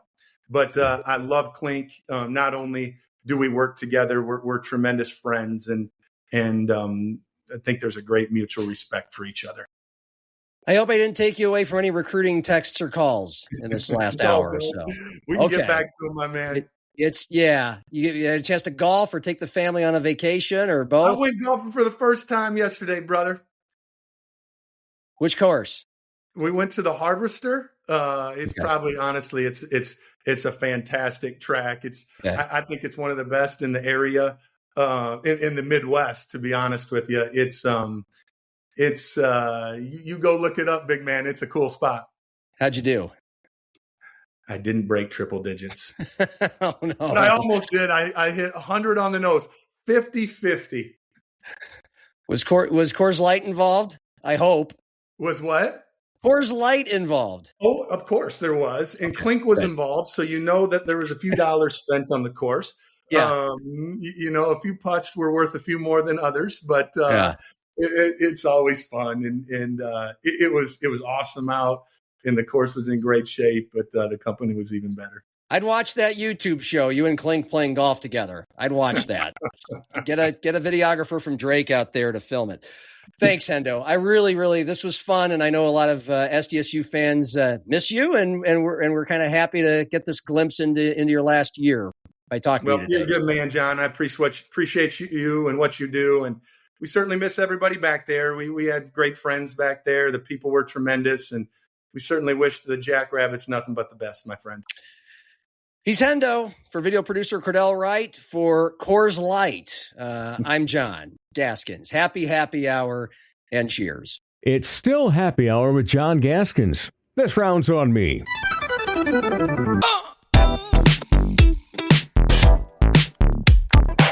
Well, last week we talked about how it was coming back, and now it's back. Sioux Falls Canaries baseball at the Birdcage. Couple games in the books on Tuesday afternoon after Monday's rainout for the home opener, and games all week through Sunday. The first 7 of 50 scheduled games. And again, the last time the Canaries were on the field playing a game that counts in the standings before Tuesday, they were chasing after a title and oh so close, and this place was just full and electric, and it was a city celebration. It felt like a culmination of 5 years of this organization just building under this new ownership to go from, let's face it, kind of a laughing stock of the league in a lot of facets, wins, losses, facility, attendance too. I mean, it's kind of a shining beacon. I'm a little biased. I work for the team, and I've been through all of it. And this man has been a part of the squad since 2022. The summer of 2022. He's Brian Jamros, the president and the head of all the day-to-day operations. And here we are. It's exciting. I know it's crazy. I know everybody in the operations has been putting in a lot of long hours. We talked to Mike Meyer about the baseball and how a lot of the team is back, a lot of fresh faces trying to run it back this year. And a lot of baseball left, but it's off to a great start at 4-1. Yeah, and, absolutely. And you've been around to day to day from between September and now to sense kind of what kind of wave, what kind of anticipation, what kind of community feel there has been for this squad. Yeah, well, first of all, thanks for having me, John. Obviously, you're a big piece of what we do, so it's good to have you back at the ballpark. Anytime that you're around, it means that baseball's happening, so we're excited about that. But it's been a great offseason. Obviously, like you said, last time we were on the field before yesterday, heartbreaking fashion. We won't get into that too much. I know you and Mike covered that significantly. I just prefer to remember just how magical it was for the whole playoffs, but certainly those last 2 nights. And it was, and our community, just unbelievable support from the Sioux Falls and surrounding community, and it really, filtered into the off-season to start the off-season.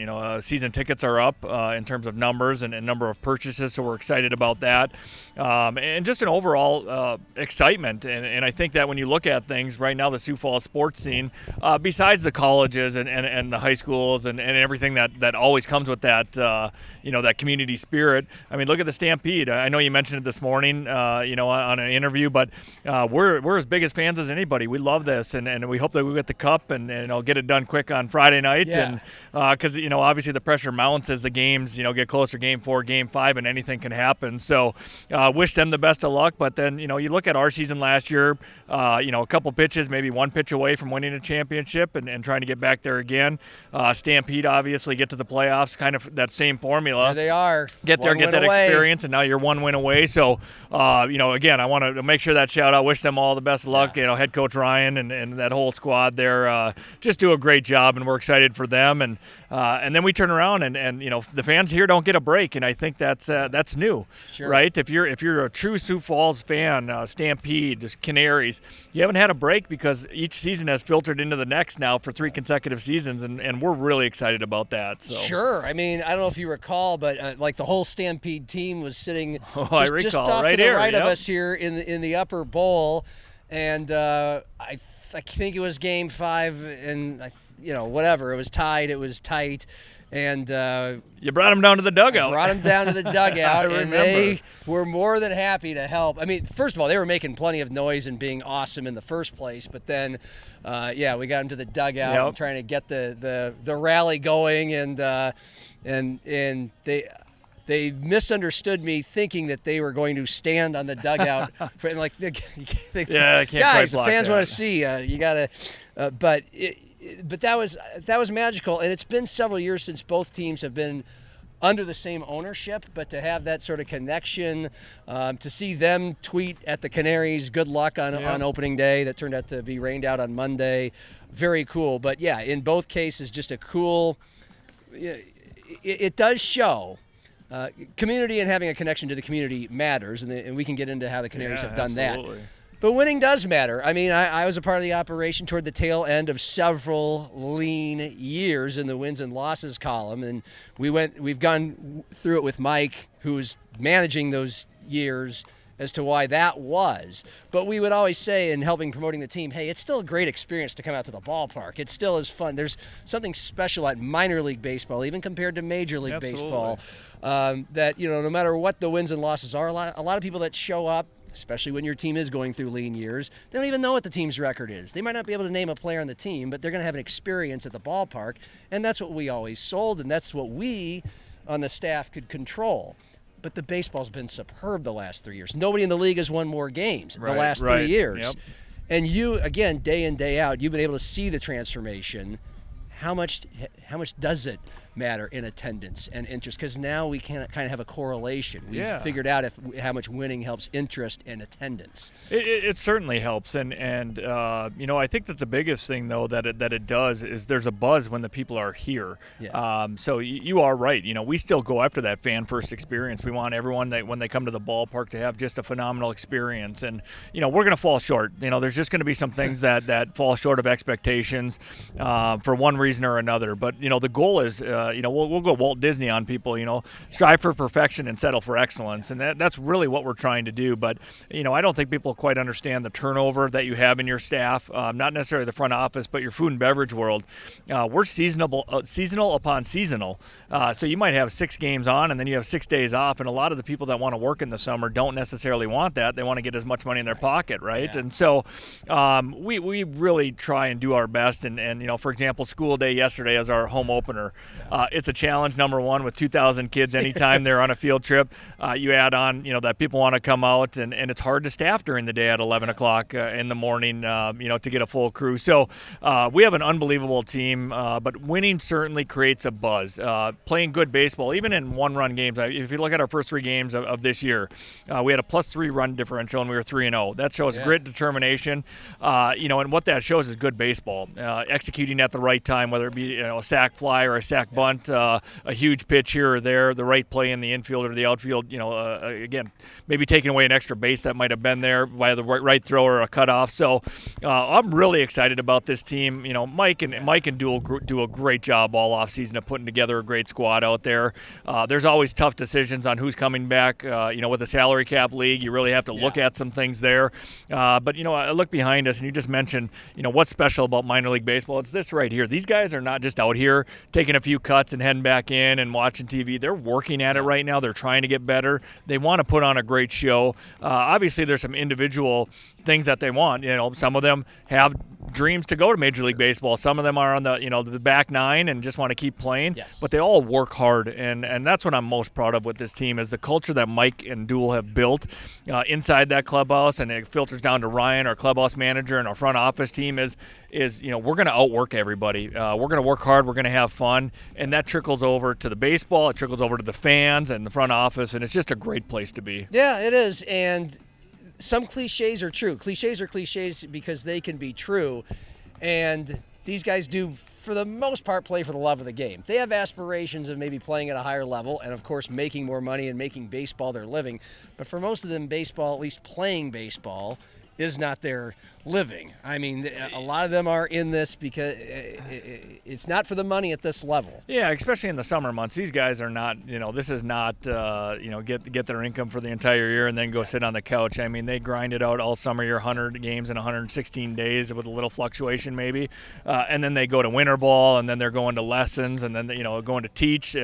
Some work some delivery jobs in the off season, and then, go to the lab and work on it. And, whatever it might be, these guys work hard. And it shows, and what a great place to play baseball, because Sioux Falls is just that, a hard-working community, a lot of blue-collar folks, and so I think we kind of take that on the Canaries every year. It's a little bit different because you only retain 50 to 60% of your players, but the new guys that come in, when you have those veteran players, it's from day one. This is how we do things. This is what we're going to do. Well, what's been super exciting, fun, heartwarming to me, who used to come out here as a fan/media member before joining the team in 2020, again, tail end of some lean years, was Mike was already the manager, and he was working with very limited resources. The team wasn't capping out with its salary, with its overall payment to players. He said, and this was voted on. It's not an opinion. It was voted on by the league. The worst infield in the league. New owners came in April 2021, and Brian Slipka, Twan Albanese, True North Sports Group, and got the new field, got the new video board for the fans. We had an almost eyesore, we may as well not have a scoreboard than the one that we had. Two immediate things that were physical and huge and clear, there's something new here. But Mike's been here the whole time. Mike wanted to manage here, and Jabari wanted to play here. So did Mike Hart, who's been with the team for about 9 years. Before this was all popping and maybe the place to play and the place to be in the league. So from your experience coming aboard in 22, what have you seen that it has all, that has all led to that and made it special beyond some obviously resources that we now have it.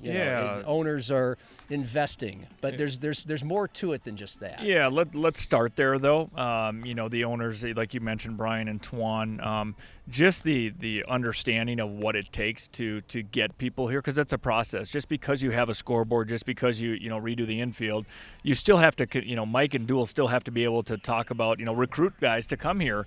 And so I think that just they've done a tremendous job. They live and breathe this when they're here. They come to as many games as they possibly can. They're both here for the playoff run last year, and so they're not just owners that are from afar and say, hey, good luck, here's this. They're here. They're vested in it. They want this team to be successful. They want this to be a pride point for the city of Sioux Falls. Beyond that, it really comes down to the people. Again, you have some crossover. Duel has been here a number of years. Mike has been here a number of years. Some of the players, other veterans, have been through the lean years, for lack of a better term, and have really stuck through it. And then you all of a sudden are able to get some of those pieces that could have made a difference at that time, right? So it is truly the people. Our front office staff, we have just had so much continuity. If you look at it, there's so many people that started as interns with the Sioux Falls Canaries and now have turned into full-time roles.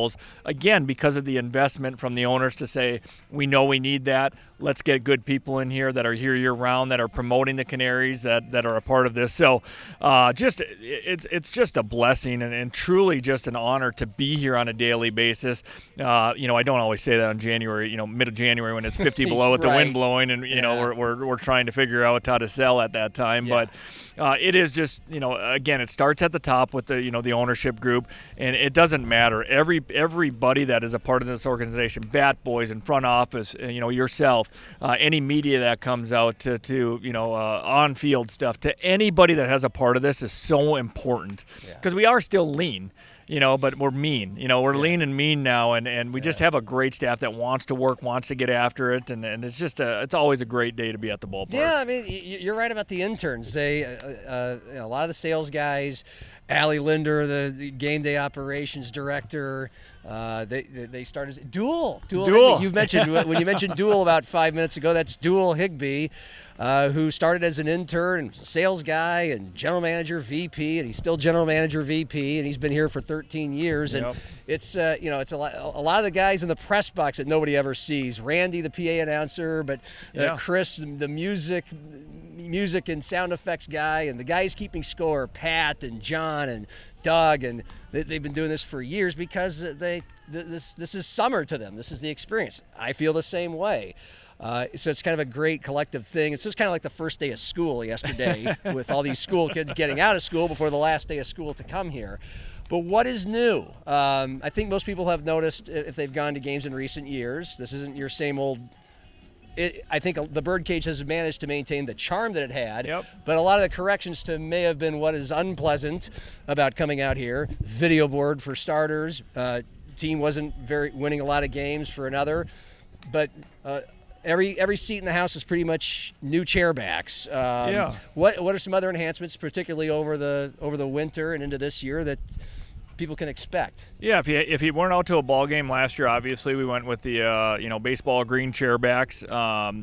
Again, 20 plus years on the upper executive blue seats, which a lot of people fell in love with. Just the color, basically. But when the duct tape and all that, it just kind of takes away from that fan experience. So the city of Sioux Falls has done a tremendous job since I've been here to really stepping up and being a great partner. Obviously we're city owned, and it takes a partner like that to do some of these things. We haven't had a chance for a regular season game yet, but we have new lights, and so when you make a great play, hit a home run, we're able to have those LED effects with some light show. So we're really excited about that. If you've been to some Sioux Falls Stampede games lately, I was at the one on Saturday night when they score a goal and you got all those lights everywhere up and down the aisles flickering on. We can expect that eventually. Yeah, hopefully we'll get that a lot this year. It'll be used mostly for home runs and great moments and Canaries wins. So, and then really the investment has been into people and trying to get what we need in place. So the city, some of the things you talk about, like the press box, we have such an unbelievable press box. The city has done a lot of things that people might not care about. Restroom upgrades. Paint in the restrooms. Getting the shower in the facilities for the visiting clubhouse, getting a new roof and things like that. The things people don't see. But when I have discussions with them about a new ballpark someday, and some people would say, this park is fine, I'd be like, oh, you don't know what's going on and the things you can't see. But those things have now been addressed. The city owns the park, and as you've mentioned, they've stepped up to help make this a good experience. Absolutely. It is it's a true partnership. Yeah. And again, when Brian and Twan took over, it was, hey, if you guys invest in this team, the city says we'll invest in this team, but until you do that, we're not going to throw a bunch of money at the stadium. And so it is truly a partnership. Brian was just in town for the opener yesterday, and he was talking a little bit about that with some people, and again, we couldn't be more excited. Obviously, with anytime you're involved with the city, there's a lot of change in leadership, and we've been fortunate with Mayor Ten Haken to really be in our corner, and a big election coming up, and so we hope that continues here for the next 8 years, just like we've done with Mayor Paul. Yeah, he by the way, earmarked, and this is obviously things that leaders on their way out do, and whether it's a president or a governor or a mayor.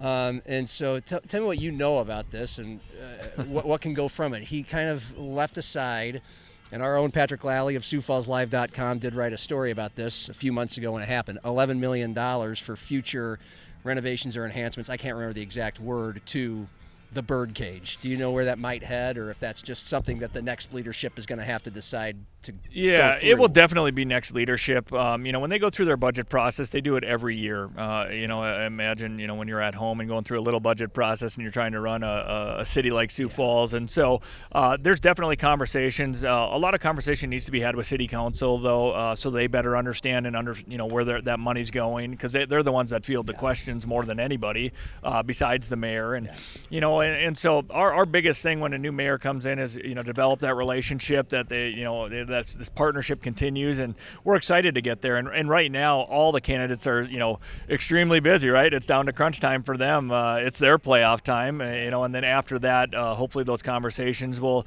start to trickle in, and ultimately we know this is our home. Yeah. What I've told everybody is, until someone tells us differently, this is our home, and that's what it is. And we, I equate it to, again, owning a home.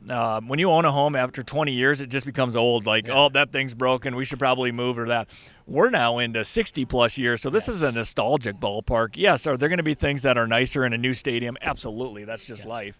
But I love this ballpark. I think the guys, the nostalgia of it, when the wind's blowing out, the hitters love it, the pitchers hate it, but, vice versa today with the wind blowing in. But there is just a lot of character to this stadium, a lot like the major league teams. When they, the teams that have been around for 100 years, they do renovations, but they keep the integrity of the ballpark, and that's what we've done here. And so, on that point, people know if we're going to stay here, it can't be Band-Aid fixes every year. It's eventually there's going to have to be a larger investment, and so excited to have those conversations, and people know about it at the council, at the mayor level and everything, and it's just going to take time when there's change like this. The really long game, because you answered the next question, which was how often you get asked about a new stadium someday. We all know the Brian Slipka and Twan publicly, if not aggressively, sought hey, let's put the new bird cage in the Riverline district.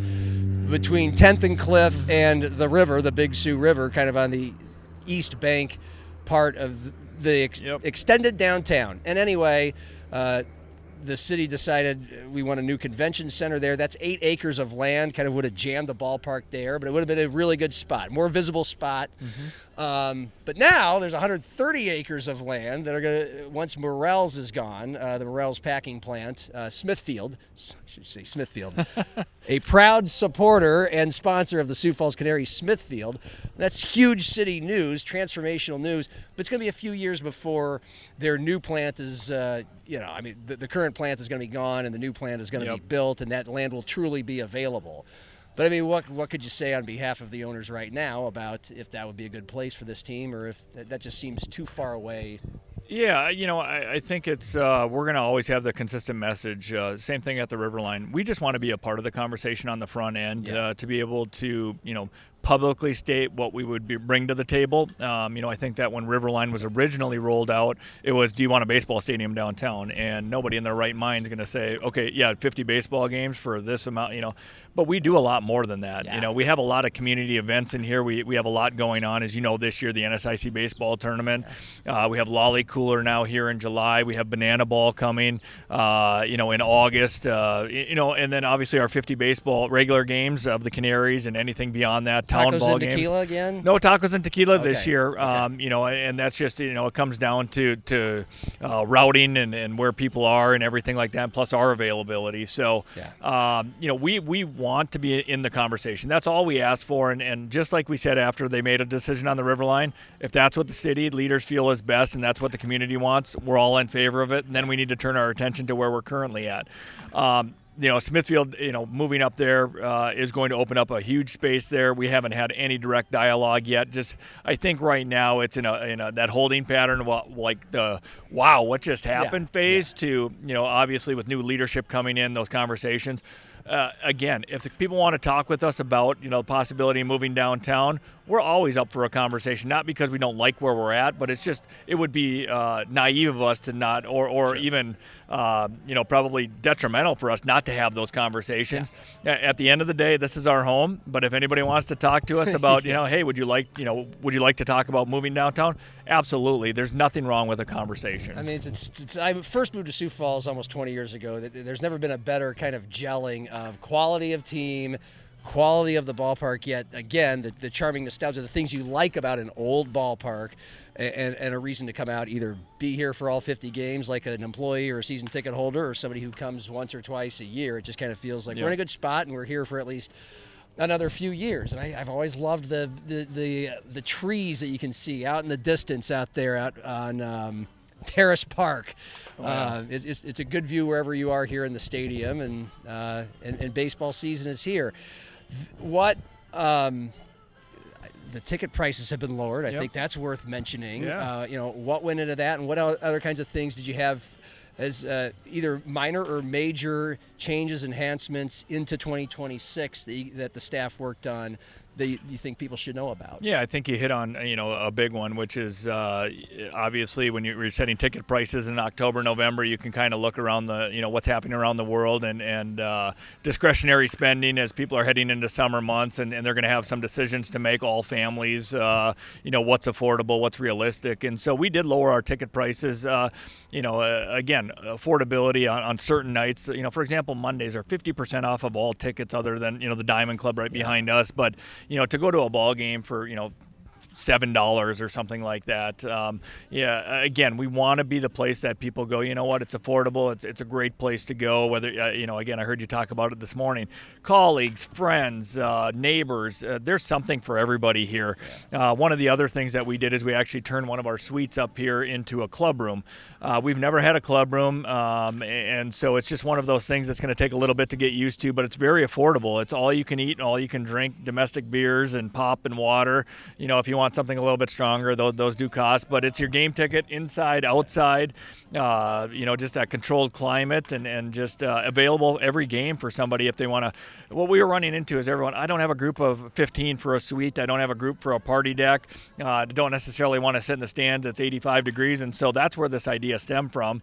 If you have 2 or 4, friends that are in town, bachelor party, bachelorette party, that hey, let's just go. Let's start off easy. Let's go to a baseball game. We're a great place for that. A small group to gather, have a great setting for it. Yeah, whether it's your workplace or your family or a huge group of friends. Yep. So the club room, because I think you kind of described it, but some people are like, well, what's a club room? Because you see them in a bunch of other, pretty much every other stadium for any sport that you go to now, a club room. Just kind of paint the picture. Yeah, so it's called the Perch, and so we're excited. It just sits up on our suite premium level there, and so you have seats outside that overlook home plate basically, and then inside you have almost restaurant type seating, but we have a menu in there. We always have hot dogs in your ballpark fare.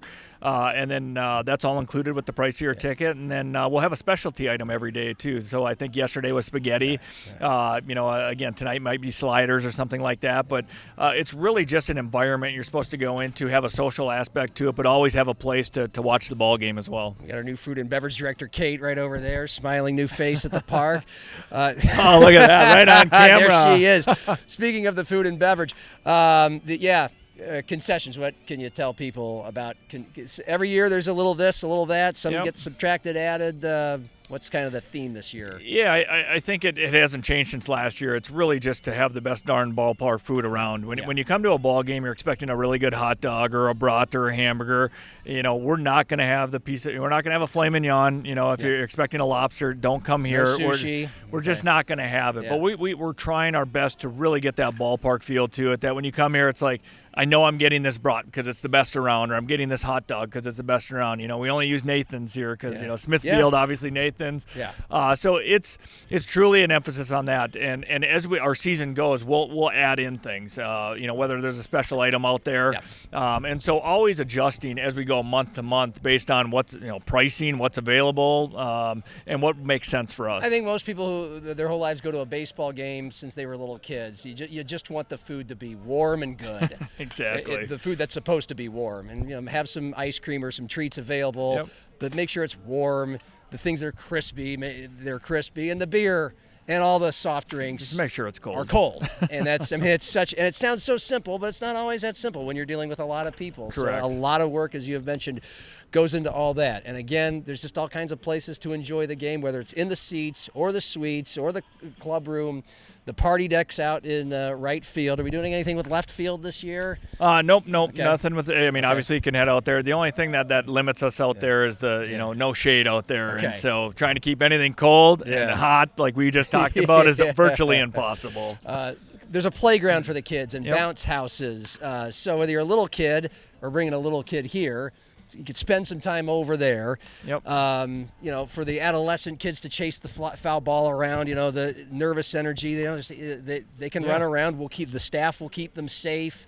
And then people who love baseball are going to get plenty of baseball. Correct. People who are more casual are going to get plenty of entertainment, we hope, to make the night worthwhile. But you're probably going to become fans of some of these guys because they're great about autographs. These videos that play between innings, you see it at major league sporting events, but we have it here where they're showing off their personality. And so again, it's just kind of a something for everyone type of thing. I think that's the takeaway from this. We have something for everyone. If you come to this ballpark and you come to a ball game and you don't enjoy it, it's probably on you.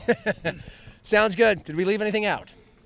No, I love coming on here, though. I love talking. I love doing this with you. I think we covered it all. Absolutely. And if we didn't, there's plenty more information at sfcanaries.com. And if this sounded like kind of a promotional video, sorry, I work here. It is.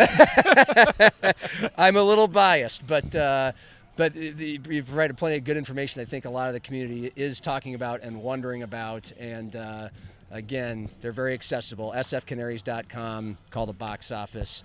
Thank you, Brian. Yeah, thank you, John. Brian Jamros, President, Sioux Falls Canaries. For video producer Cordell Wright, I'm John. A reminder, the Birds are here through Sunday on this opening homestand, and they're back Memorial Day weekend, Friday, Saturday. That's this weekend. That's this weekend, and then we are back Friday, back Saturday, the next Sunday, weekend, yeah. Friday, Saturday, and Sunday. And there's a lot of fun themes and promotions. Area 51 night, Pokemon night. 4th of July celebrations. Christmas in July. Happy Gilmore night. Happy we're all Gilmore over the night. place this year. That's all the social media and website as well. Cheers.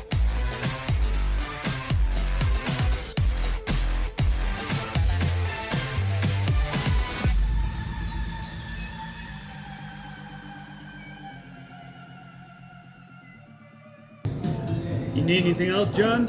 No, I think I'm good, Greg. I think I'm going to tap out. All right. Have a good night.